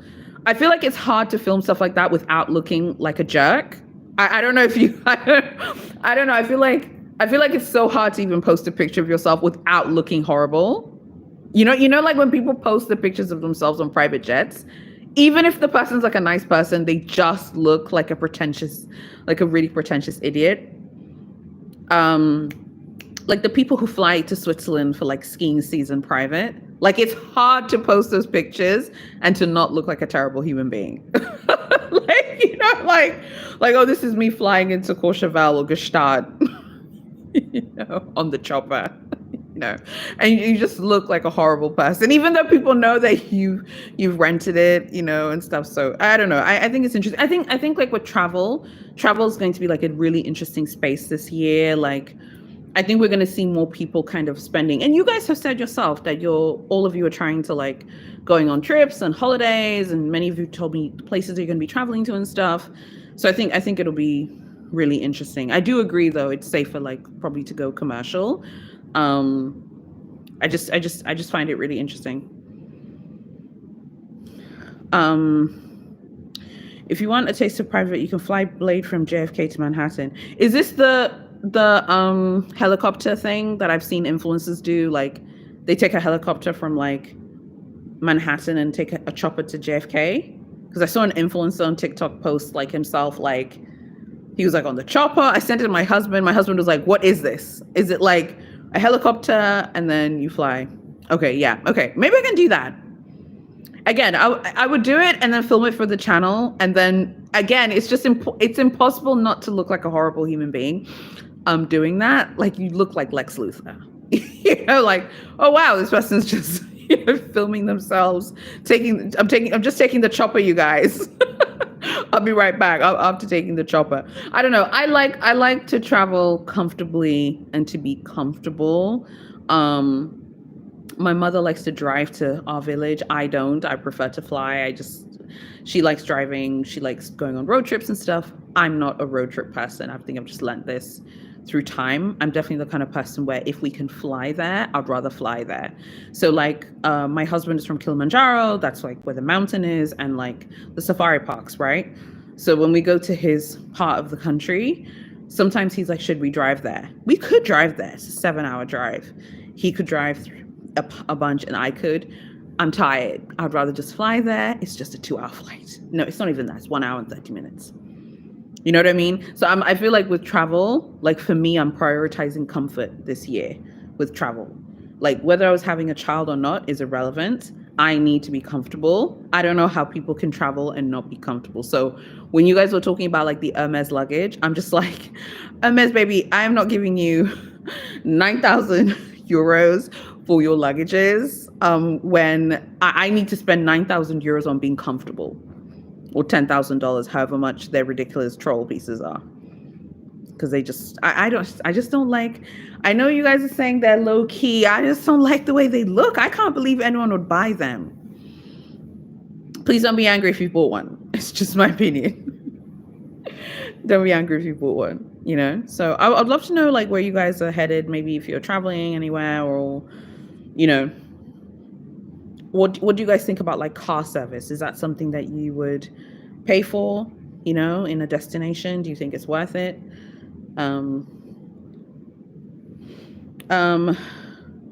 Pluto says, the Hermes luggages are nice, but it's too small.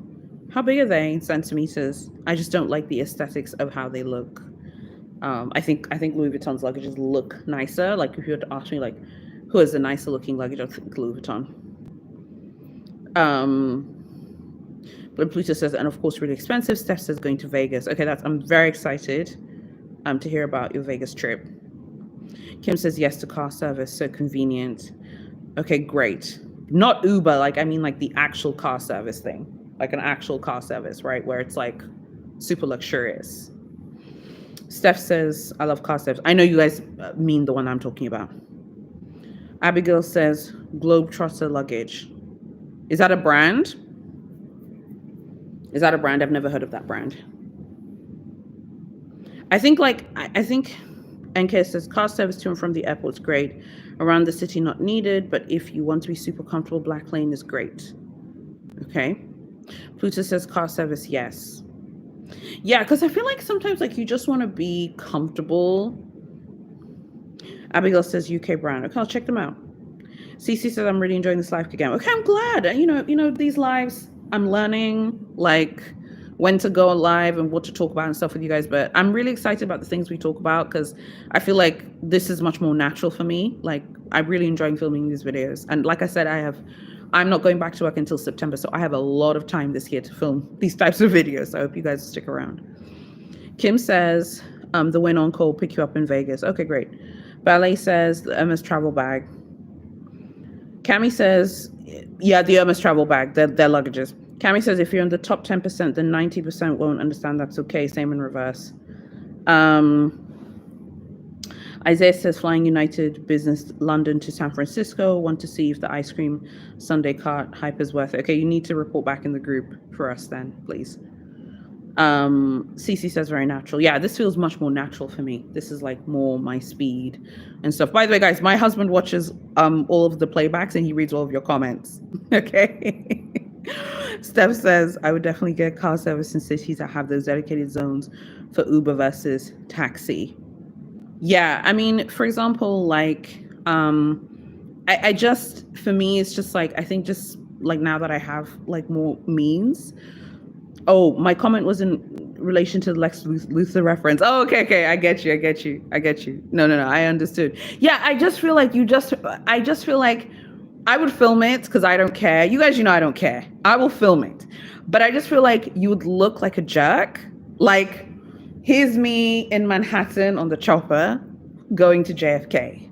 It's giving John Fitzgerald Kennedy energy running around Martha's Vineyard. You know what I mean? Like it's impossible not to look like Lex Luthor. But I quite like Lex Luthor, so I don't mind that. My husband would film me, but he wouldn't want to be in the video. He'd be like, you can look horrible. That's fine. Julie says, hi, Edwin. I'm glad you said that because he'll watch and he'll read. so I just don't know how to, I don't know how, because NKS said I can take the chopper from Manhattan to JFK and from JFK to Manhattan. I would absolutely do that. My husband would be fine doing that, but it's just like not looking like a jerk.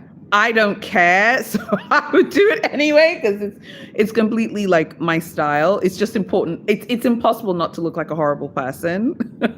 It's impossible not to look like the main character from Billions, the Showtime show. Like you would look like Damian Lewis's character from that, like a horrible, evil globalist, like taking over the world. The globalists who control the world from like Brussels and Geneva. You know what I mean? Like you look like one of those people. And guess says just do it. I'm glad you told me you've confirmed, because my husband is very interested in doing it. I would love to do it. So if we go to America, I would absolutely do it. I just know that the coach warriors would flame me in those comments. So I hope to see you guys there. Like, no. It says I'd love to see you do that. Yeah, I would do it. I don't care. Life is short. I'm going to enjoy my life. I'm going to do the things I want to do. I feel like, I don't know about you guys, but like the older I am, the less I care about these things. I don't know about like the concierge services in America, like how they work, or is that like dependent on your bank and stuff? Do you guys feel, because we don't really use American Express in Africa, so it doesn't matter. But for those of you in the States, like, is American Express like worth it if you have like the platinum card or the Centurion card thing? Do you guys think that those cards are worth it? We don't have those things here, so I can't say that I would like get any benefit from using something like that.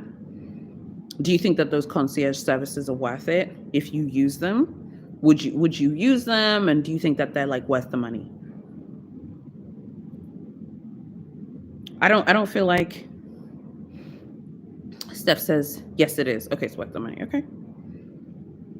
I think the cool thing about you guys in Western countries, like you have so much choice, right? There's so much choice. You have so much. I don't know. You have so many things to choose from. So it's like. Police says yes. Okay, you're all saying yes. Okay, cool. So it makes sense to like use those like concierge like services and stuff. Like they make sense. They have them in like Arusha for like the safari parks, like, but it'll be like a concierge like company. Kim says we use Amex for all travel. Amex is not accepted in many countries in the world, and definitely not in our countries here. Like if you come to Tanzania or South Africa, like make sure you come with a Visa or a MasterCard for sure, because it will be declined. There's actually like a story of like a tourist who had come to Tanzania and they only came with an Amex, and the hotel didn't accept Amex. And then they had to get like a Western Union wire transfer from home to pay for the hotel. I was like, shit. Imagine getting to the hotel and you're like, you want to pay for the room, and they're like, we don't accept Amex here. And then you have to get like a family member to like wire you money. These things happen though. I mean, it happens. It's travel, you know? It's travel. It's how travel is. So I mean, I'm tired. I'm going to need to lie down. So you're going to have to open the room so I could lie down. Steph says, I have the Chase Sapphire Reserve for places that don't accept Amex. Okay. Is that a Visa or a MasterCard? Cece says, yes, but you're right. Not universal. Yeah, it's not universal. I mean, obviously in America, it's completely accepted and stuff. Even in Europe, like it's not universal. But I was just shocked that someone was traveling to like a developing country and they didn't bring a Visa or a MasterCard. So people were discussing this like on this like Tanzanian blog. And they were like, why is the person coming here and they didn't even bring a Visa or a MasterCard? I think sometimes like people need to like think things through. Like, don't forget you're going to a developing country. So they might not have like the same infrastructure, you know, as your country. So it's just something to note.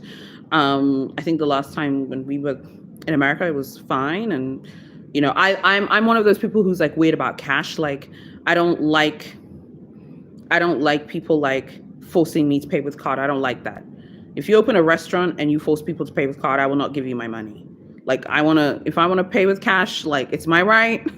I like what the American bills say, like this is legal tender. I like that. Okay, I like that.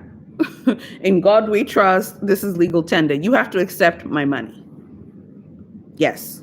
And you're not going to force me to pay with a card if I don't want to. I'm weird about stuff like that. I know I sound like a conspiracy theorist. I know you're like, oh my God, she's a conspiracy theorist. No, I just don't like my choice being taken away from me.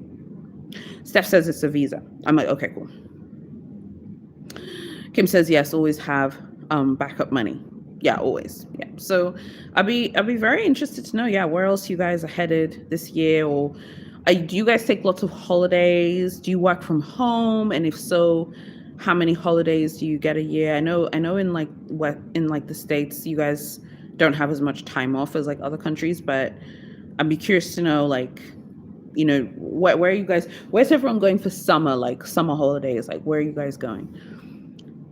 Pluto says I'm the same. Steph says cash is king. Yeah, I'm weird about things like that. Like if I walk into a shop and I want to pay with cash, you're not going to pressure me to pay with card. It's not going to happen. And I definitely will not give you my money. No, like out of principle, you know. So like that's definitely something. So I think like this year is going to be so fun because there are going to be so many trips and stuff because I have all the time. I literally have all the time in the world. So I hope you guys stick around for all the trips and everything. Steph says I work from home and supposedly have unlimited vacation. Can you take unlimited time off? Whenever I hear about this, like online, when people post on TikTok and say they have unlimited paid time off, I'm so curious, like, can you feasibly just take 2 months off from your job and be paid your salary in the States? Because in my country, it's mandated 28 days off plus all of the public holidays in our country, which are about 10 holidays. So each person gets about 35 days off, mandated by the government. Tanya says, torn between Japan/South Korea for my B-Day in August. Ooh, that's wonderful. Or Amalfi Coast/South of France. Ooh, I think you should go to Japan/South Korea and for your birthday, and then I think you can go to the Amalfi because you said you live in Tenerife. Go to the Amalfi Coast, maybe just for a short weekend break with your boo. But I would go to Japan and South Korea. That sounds amazing. Isaiah says, I like cash for small purchases with travel. Okay, Steph says, it's up to 3 weeks without upper management approval, so no. Okay, well, I don't know. They shouldn't say it's unlimited then. That's annoying.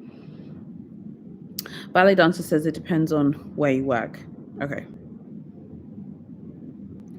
I feel like those, you know, like the travel vloggers, like, have you guys seen that guy's page? He's called Luxury Travel Expert. Have you seen him? He is a doctor. I think he's doing it full time. He just goes to like the most luxurious like destinations in the world. I think I've mentioned his page before, but I've been watching his page lately, and I'm so like inspired. Steph says it's a scam.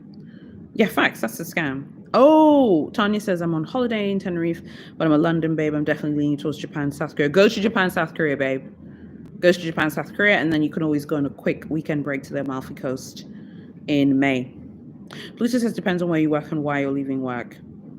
Okay, this sounds like a lot of work, you guys, those of you in the States, because I think, Tanya, I think you should go to Japan, South Korea, but our US babes are saying that they have unlimited time off, but it's like not unlimited, so that's a bit stressful. Isaiah says for US companies, unlimited PTO is a perk to attract employees, but likely more of a month to be approved.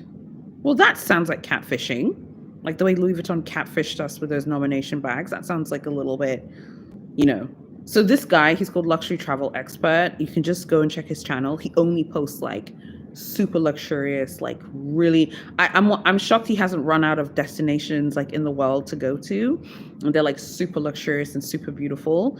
I'm wondering do you guys like the idea of going to like destinations that are fixed, like maybe you're going to the Maldives, so you have to stay there for like a week and you can't leave the island. Do you like places like that? I'm desperate to go to the Maldives. I'm desperate to go there. My husband was like, but then you can't just like walk around or whatever. You have to like stay at the resort. Do you like places like that? I'm not normally a resort person, but I would absolutely go there. Tanya said unlimited time off doesn't exist in the UK. Yeah, it does not. Exactly. I remember when I was living in Britain, like there was no such thing as like unlimited time off. But it sounds like for the US babes that they have to like get it approved. So then it's not like you can just like go away, you know. Ballet Dancer says LV is the king of catfishing right now. Yeah, I'm just tired of being catfished. Like I'm just catfished like everywhere that I go, I'm being catfished. So I'm curious about like destination resorts. I've never been one of those people who likes those like all-inclusive resorts, but I've been watching this man's channel and he is definitely hinting to me. Kim says, I heard drinking is illegal in the Maldives. Is that true? It's I believe it's allowed on the resort, so it's like Zanzibar. And it's my understanding it's allowed in the resort for foreigners, but not for locals. That's the same thing in my country. In Zanzibar, alcohol is illegal for people from Zanzibar, but if you're a tourist, you're allowed to drink in a hotel and you're allowed to drink in the resort. Pluto says, and it's not paid. Ballet dancer says, I didn't know you can't leave the resorts. No. For these like super luxurious resorts. Tanya says, I'm not a resort girl. Feels a bit like you're trapped. Yeah, it does. And that's what my husband said. And that's what my husband says, because he's like, don't you feel like we're going to feel trapped, like we can't breathe? And Kay says, agree with your husband here. Staying at a resort seems a bit too restrictive, like being in a gilded cage. Would prefer flexibility to go to other places. Yeah, I agree. So it's a tough one because I love the look. I love the way these places he goes to looks. But if it's like on a remote island, it's giving Robinson Crusoe, it's giving Moby Dick. What if something happens and then you're like stuck there, you know? Kim says, okay, thanks, no problem. Cece says, if it's the right resort, I don't have to leave. There's a really beautiful resort, guys, in Zanzibar called the Melia, but it's very remote. We went there once many moons ago. I think it's one of the best resorts in Zanzibar, but it's in a very remote part of the island. But it does give like Lord of the Flies. It's super luxurious and very nice, but it does give like, if you and your partner like have an argument, you can't just you can't just be like, I'm going into town for the day. You have to be there, honey. You have to be there with him and talk it out. Cece says, if it's the right resort, I don't have to leave. Pluto says, but when you have kids, you love the resort life. Yeah, I mean, pregnant right now, about to have my first child. I don't know. I'm stubborn. So I know what my husband is saying. I feel like I can't breathe, you know? So that's the problem with those resorts, because if you fight, you have to thug it out with him in the room. You can't be like, I'm going to town. Tanya says, I know that you can leave, but given how much you're paying for, it feels like you should get your money's worth by spending as much time at the resorts. True. Ballet dancer says, many companies will not approve a sabbatical. I know people who tried. Okay, but then what's the point of them putting it in the contract then? Cece's laughing. Bryce says, why can't the locals drink? Oh, Zanzibar is 99% Muslim and 1% Christian. And it's a semi-autonomous region of Tanzania. So alcohol is banned for locals, but not for tourists. So if you guys were to come to Zanzibar, you can absolutely drink alcohol. There are cocktails. You can drink in the hotel and you can drink in restaurants, but locals are not allowed to drink. It's prohibited for them. Yeah, Pluto said religion. Yeah, it's Islam. It's an Islamic island, semi-autonomous, but it's part of Tanzania. Like lots of people don't know that. So it's kind of like Puerto Rico for you guys, or St. Thomas for you guys in the States.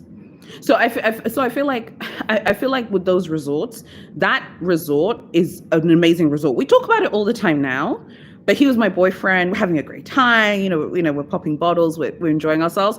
But if we were fighting, I'd be like, I want to leave. He'd be like, where are you going? Where are you going? Stay here. You're at the resort. Okay.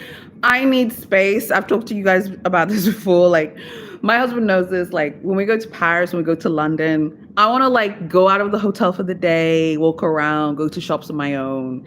I feel like at a resort, I would struggle. Steph said, I had a fight with my boyfriend at a resort in Jamaica. Yes, this is what I'm talking about. Because when you have that fight, you're like, I want to break from you. Yes, you have to thug it out. Yeah, you have to thug it out. What are you going to do? Because if you're staying at like an urban hotel, you can be like, I'm going out for the day. I'm going to take a taxi driver. I'm going to drive around for the day. Okay. I would hate to be in like a beautiful, luxurious, idyllic location like Jamaica and to be fighting, but things can happen sometimes. It's normal. Particularly like it's normal to fight on holiday or to have disagreements. It's normal, you know? But then if you're at a resort, you're like, I'm going to have to really stick it out with this person. Tanya's like, more incentive to make up quickly. Okay. But then if I'm annoyed, I don't know about you, and like my husband like sends like really annoying gifts. If he like annoys me, he'll send like a really annoying gif, like a troll gif. That makes me even more annoyed. Ballet dancer's like, I'm going down to the pool. He'd follow me there and be like, we're not finished. I love the idea of these resorts. I just worry about feeling like what my husband said, like feeling cramped or feeling like you can't breathe and feeling like Lord, because that resort in Zanzibar, the Melia, it's really beautiful. It's very remote. It's like on this remote estate, but it does give Lord of the Flies.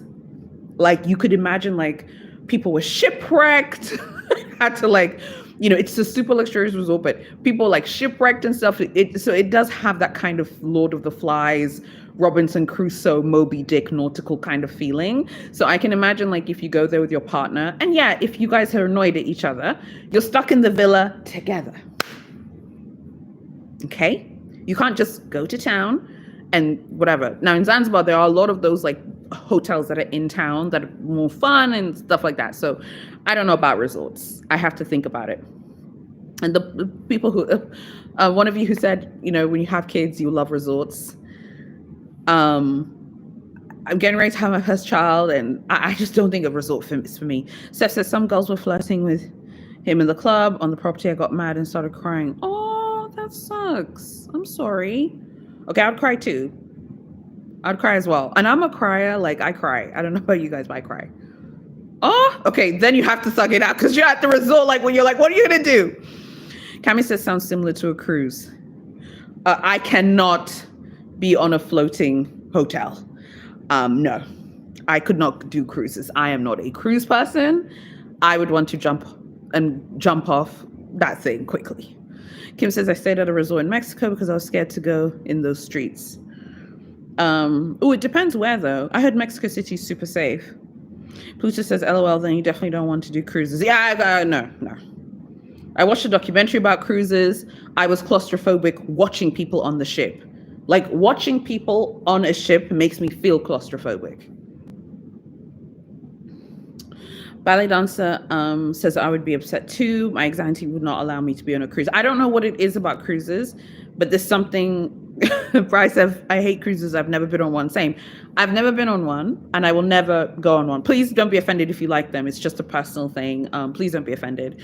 I just feel like I can't breathe. I don't know about you, but I've seen people post like cruise vlogs, and to me, it felt like I couldn't breathe. I felt constricted and tight.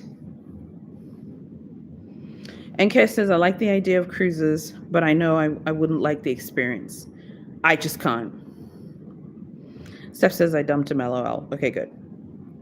Steph says, I refuse to cruise. Okay, good. Okay. So we're all kind of like on similar accounts here with cruises because there's something about it that feels so claustrophobic to me. I don't know what it is.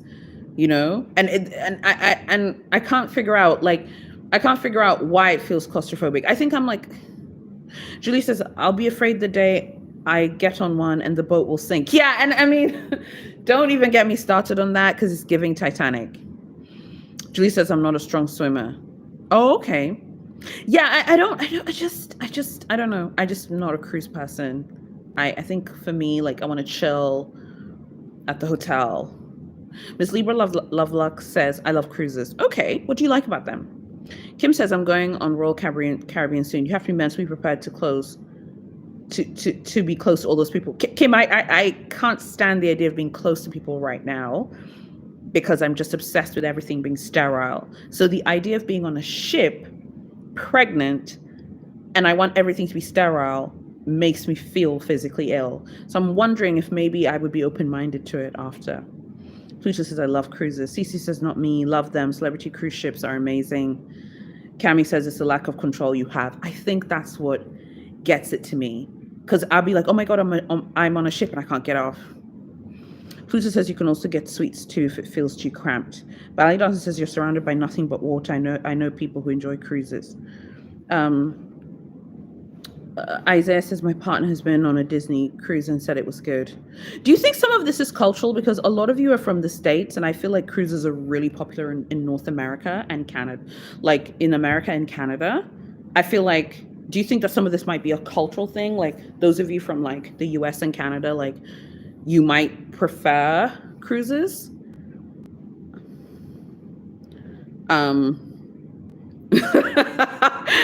Steph said, people were trapped on cruises when C-19 hit. Please don't. Don't do this to me. I'm just obsessed with things being sterile. Ollie says no cruises for me. I don't know. It's like the Airbnb thing. I don't know people's cleanliness standards for being clean. I'm just weird about cleanliness right now. It is a little pathological. Pluto says, I have feral children, so cruises are great. Feral children, that's great. Ballet says, no country would let them dock the ship. I remember they were on there and they were absolutely fucked. The Caribbean Sea is close to the US. It's an easy trip. I love the island nations of the West Indies. They're so like under discussed like online in terms of like traveling and stuff. They're all wonderful places to go for trips and holidays. Sometimes I wonder, like, you know, people are like, have we run out of places in the world for people to travel? But there are a lot of places that people haven't traveled to. But again, like I said, you know, cultural factors and being comfortable. I know for a fact if any of you guys came to Zanzibar, you would be very comfortable and you'd really enjoy yourselves. But like I said, you have to choose the right resort. There's city hotels in the town center. Then you have those like more remote places that we went to. It's very remote. So if you don't have kids and it's just you and your boyfriend or your husband, you guys have a fight, yeah, you're going to have to sit there with him at dinner and thug it out together. Cami says, remember that year-long cruise? LOL. That is literally my definition of a nightmare. I don't know what you guys think. No. Steph says I don't eat at buffets. Buffets are not clean. They're not sterile. I can't do it. Cece says yes, cultural because we're geographically left positioned, so it takes us. Oh yeah, of course, great point. So it takes us a lot of single flights to access lots of the world, whereas in Northern Europe and Mediterranean cruises more stops. Oh yeah, that's a good point because it does take. You guys have to cross an ocean to go to, like, you know, Europe. You definitely have to cross an ocean and like a whole continent to get to like Dubai or whatever. So yeah, that makes sense. Steph says, I'll go to Jamaica in a heartbeat, never had a bad time. Yeah, Jamaica's always a great time. Wonderful time, great people, beautiful island and all that stuff. I feel like I grew out of like going on trips with friends, like when I was younger, because like I feel like trips with friends always end up in fights. I've always been that person who just wants to go with a partner, like my boyfriend or husband, or obviously now I'm married, or just go alone. Pluto says there's some fine dining cruises and fine dining restaurants on all cruises in addition to buffets. Okay. It's just because I'm just weird about it right now. This is the only thing I'm weird about right now is like cleanliness and stuff. It's just I think it's a pregnancy thing. I can't stand the idea of like being somewhere that's not clean, that's not sterile. Like, it's just the thing I'm obsessed with right now. I feel sorry for him because like I'm always buying cleaning products. Like the other day he came back from work and he was like, where are you? I was like, oh, I'm in the nursery cleaning it. And he's like, our housekeeper already cleaned it. I was like, I know, but I'm just cleaning it again. Okay. That's why I'm not an Airbnb person, because I don't know your standards for cleanliness. Whereas in a hotel, there's like a housekeeping team. They have standards. I know I sound like a crazy person, but it's just how I feel. Like, I'm weird. I'm just super weird about stuff like that. Like, I couldn't stay in a hotel that wasn't clean. I'd rather stay in like a 2-star hotel that's like super clean than stay in like a 5-star hotel that's not clean. I don't know what you guys think, but and I'm pretty sure it's just me being weird. So I also want to, you know, I received lots of mail from Viking cruises. Check out this cruise line. Yeah, I'm just not a cruise person. I am not a cruise person. Again, just thinking about being on a floating ship with all those people, I want to just sit in a hot shower for the whole day. Kim says pregnancy is a unique experience. Yes, unique, because he looked at me like I was a crazy person. Came back from work. I was in the nursery. My housekeeper had already cleaned the nursery, but I was cleaning it again with more cleaning products that I purchased. And he's like, what are you doing? I was like, I'm making it more sterile. He's like, it's already sterile. Steph says you're nesting. Yeah, that's the nesting thing, right? Because I was like, am I nesting? I don't know. But I just didn't feel clean. And it was clean. She's a great housekeeper. Julie says I still wipe down everything when in a hotel. Yeah. Yes, God. Guys, I can't stay in someone's Airbnb. I can't do it. I don't know how, those of you who like Airbnb, can you explain to me how you know that place is clean? Can I just... Cami says, in my opinion, unclean hotel is 0 stars. Facts. Steph says, I did the same and drove my son's dad crazy. Okay. He must have looked at you like, what are you doing? Because I'm just like, it's not, let me just clean it one more time. C says, not weird. I don't want to run out of towels and then have to wash. Yeah, facts. Kim says, be careful, those cleaning products wipe pregnant. Yeah, these ones are fine. My gynecologist, she cleared them. I told her what happened and she was like, oh, those are fine to use. But she was like, your housekeeper cleaned the nursery. I said, yeah, but I just wanted to make sure it was just a little bit more clean, you know? And when I'm finished with this live, I'm going to clean it again. Just make it a little bit more clean. So when you guys are telling me about Airbnbs and cruises, that I literally want to make a bath and sit in it. Because you guys talking about Airbnbs and cruises is making me want to sit in a bath. Like, I don't know how people stay in people's houses. I don't know. I don't know. Isaiah says, what about private boat charters for like a few nights? I don't know right now, Isaiah, because I need to know how clean it is. And also, how many people are on the boat? Me and my husband? Just us? Yeah, that might be okay. I don't feel comfortable in an Airbnb. I don't know. I just am not, I especially wouldn't feel comfortable in an old home. You know, like an old house, maybe a house that's more than 30, 50 years old. If that was an Airbnb, I wouldn't be able to stay in an old house. I know it sounds superstitious and weird, but I do believe in like energies and past histories and histories of homes. I don't think it's something that people should like brush away. I don't know if you guys are into horror films. I love them. When I watched the Amityville Horror, I was like, I am never staying in someone's house that's older than 10 years. I would never buy a house that's 100 years old. Never. Okay? Seeing those people being driven crazy in that house and then running out literally in underwear with the clothes on their back. Never. Like, I'm that kind of person. I know it sounds superstitious. I'm just weird about stuff like this.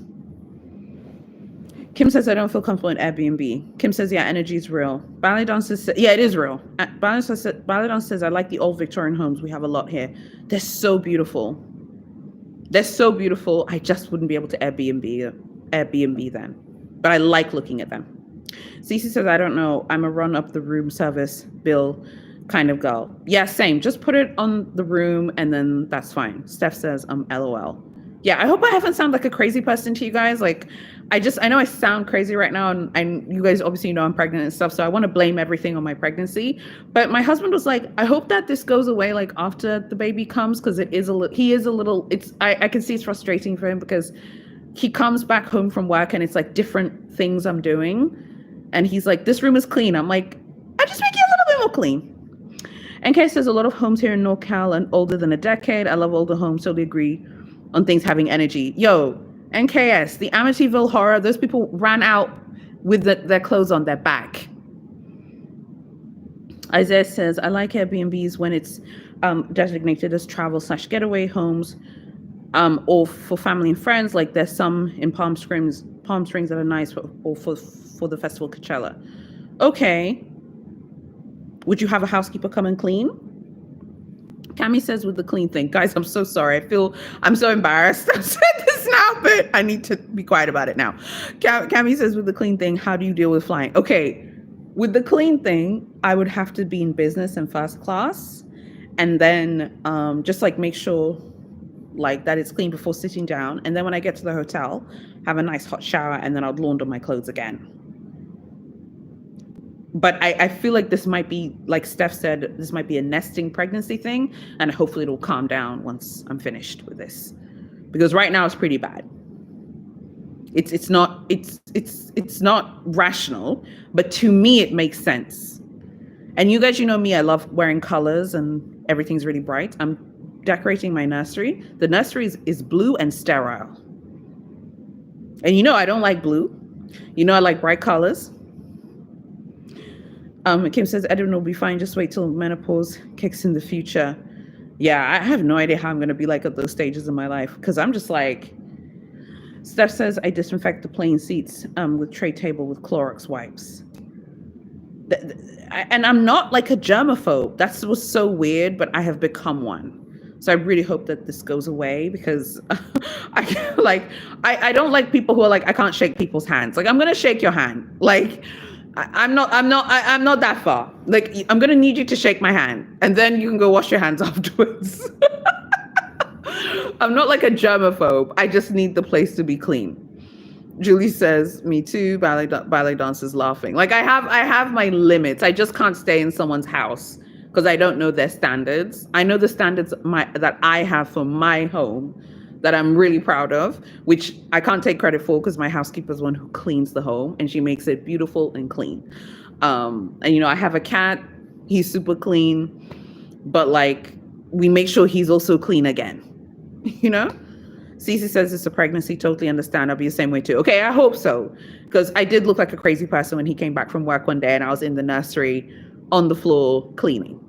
It's clean. But I just was like, let me just make sure it's just clean one more time, you know, just to, you know, get there and stuff. So I understand. So for me, like staying in an Airbnb is just not something which is okay for me.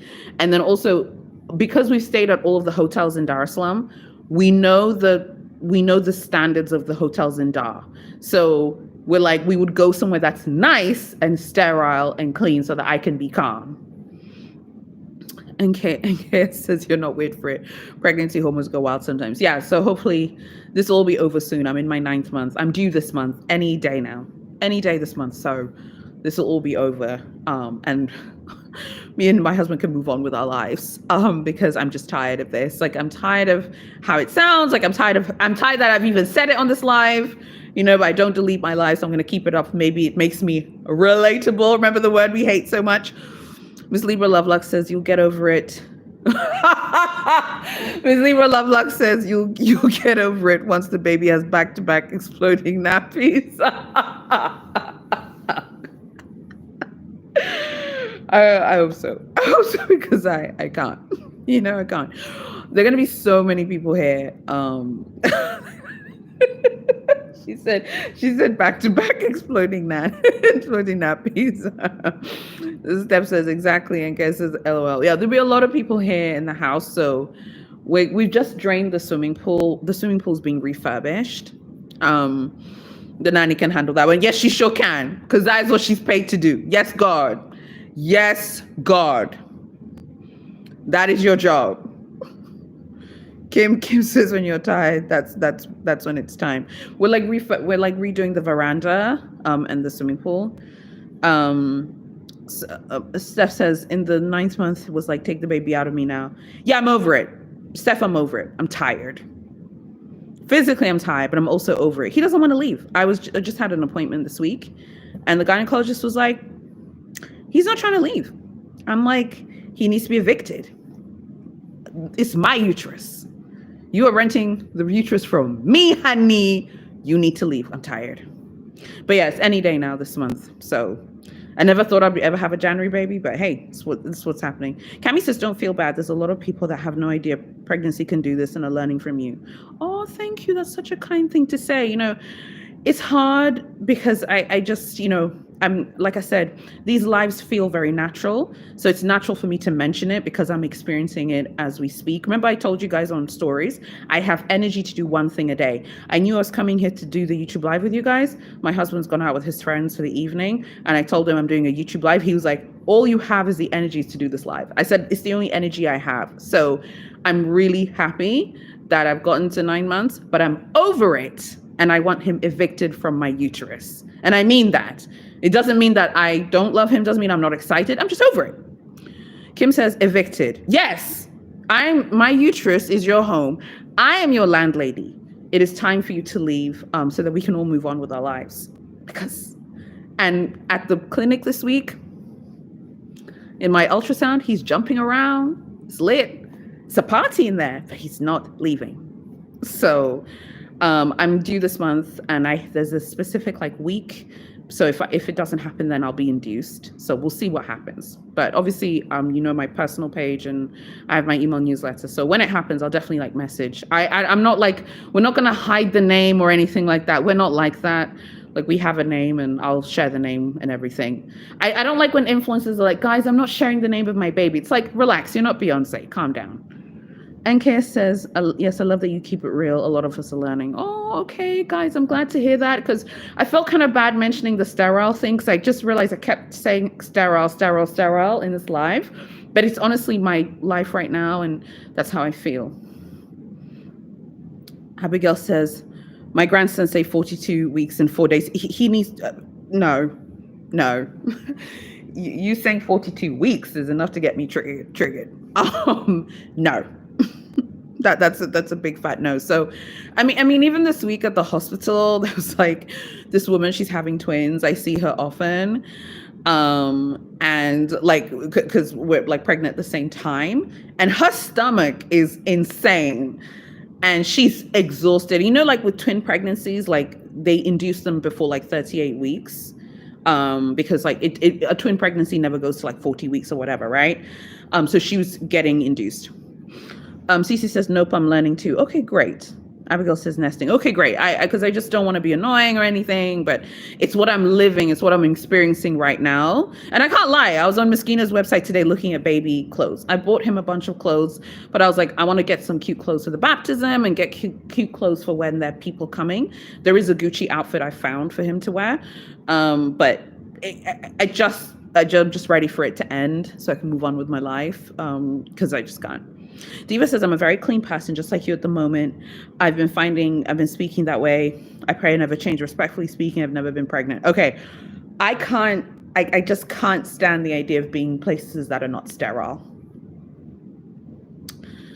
Kim says, my family has everyone wear masks when being introduced to newborns because of germs. Okay, I have to say, I won't go that far. For me, it's more about, I'll tell you what it is. For me, it's not about germs. It's about the room and place looking and feeling clean. Does that make sense? It's not a germ thing for me. I'm okay. People can hold him, not wear a mask. My thing is, I don't want to be somewhere that isn't clean. I can't stand the idea. My sitting room now, it's super, super clean. So I feel comfortable doing the live here because I feel clean here. Whereas if it didn't feel clean, no. Cami says, here's a question. Buying luxury wardrobes for babies when they grow out of it so quick. Thoughts? Thank you for bringing this up, because I was looking at Moschino's baby products today. I was looking at Big Gucci's baby items, and I was looking at Dior's baby items because they have some nice pieces for boys. I used to be against it, but now I'm pregnant. I can see why people buy it, and I know why people buy it. Yes, they do grow out of it quick, but I'm going to be taking so many pictures of him, and you take so many pictures of young babies. So why not have pictures and they're in really comfortable clothing?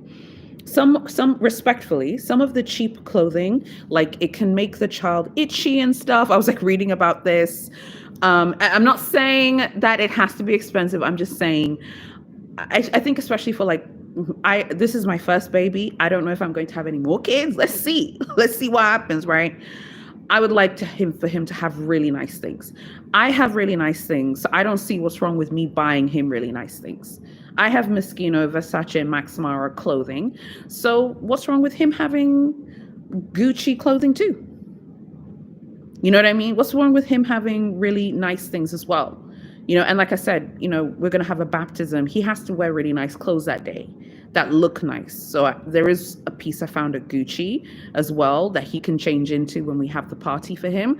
I can spend all this money on myself, so I think I can spend it on my kid.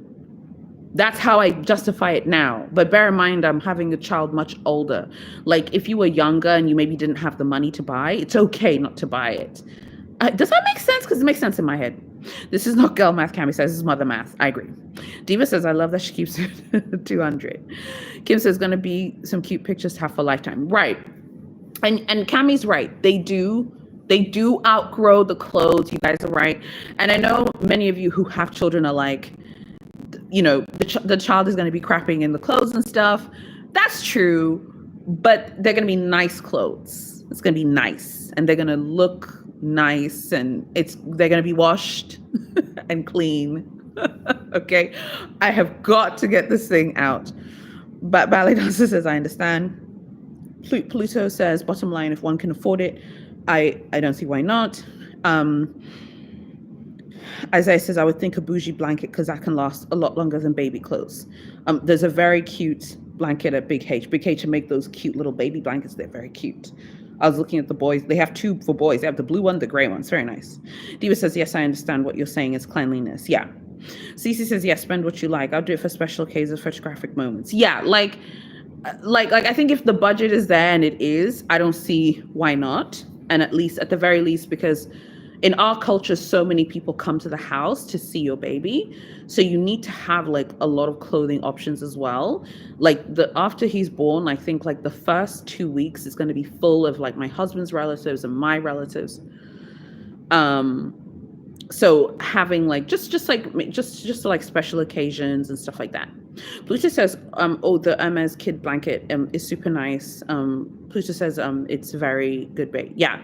So, you know, just for it to be nice, but not everything. I've already bought like a bunch of clothes, blankets and things like that. Obviously they're not luxury, they're just from like local stores.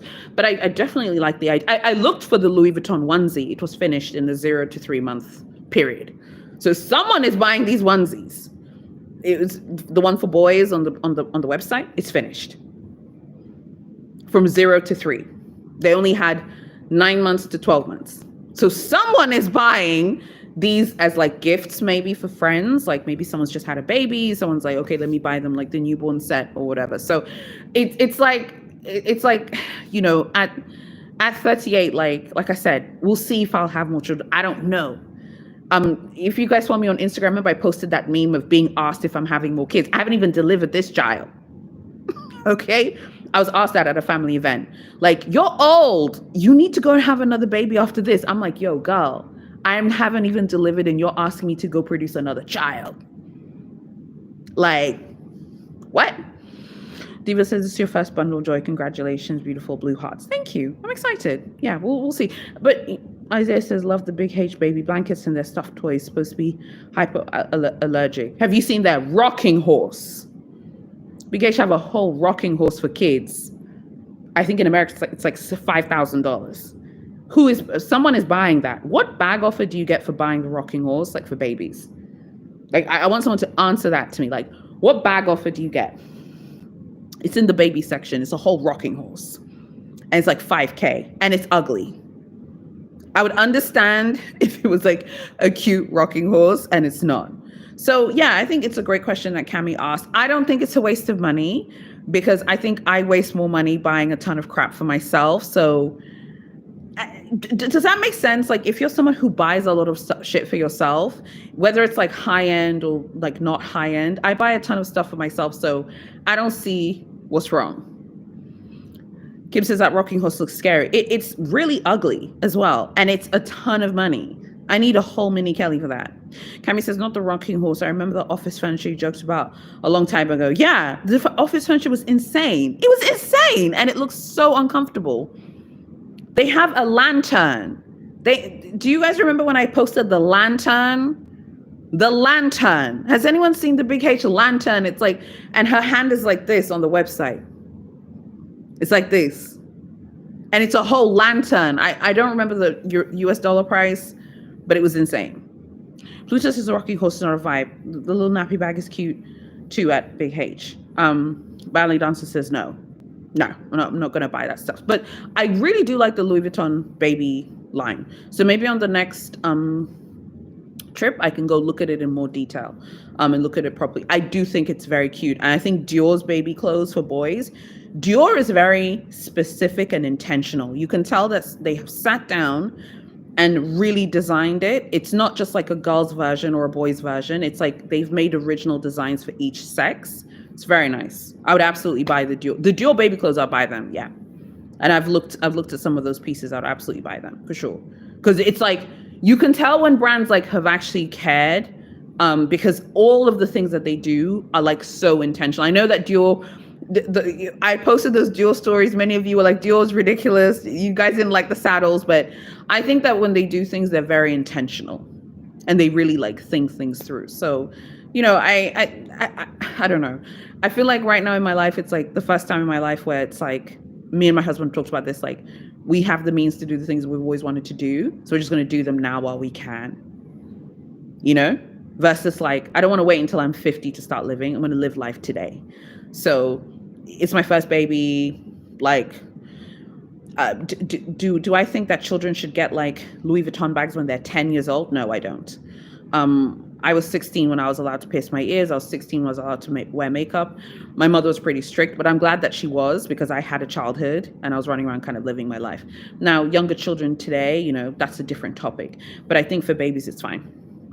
Kim says, yes, Joe's nice. Cece says, Jewel baby is phenomenal. Yeah, Cami says, I get it for a big event like a christening or another ceremony. Yeah. And I mean, Dior wouldn't make these things if people didn't buy it. They have the pushchair. Someone is buying that stuff. I don't know who that person is who's buying the Dior stroller pushchair thing, but someone is buying that stuff. Someone's buying it.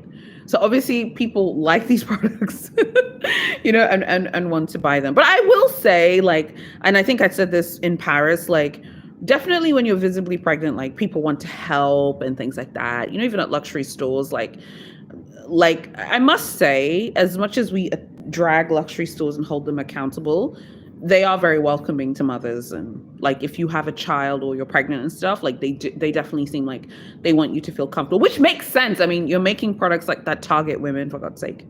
Cami says those things tend to be worn and passed down. Okay. Okay, you guys, look, thank you so much for joining in this live. This has been so much fun. We have to do this like once a week.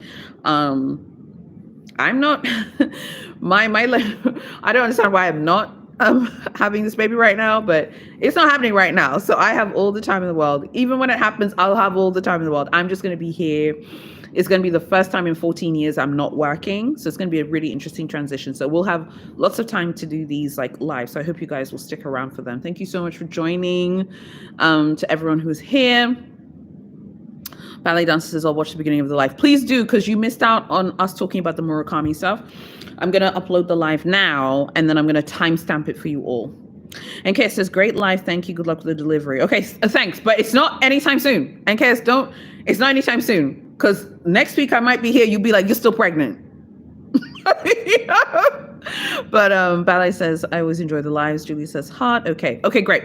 All right, bye, you guys. So I'm going to go jump on Instagram now. So hopefully go see you guys over there. Okay, bye, everyone.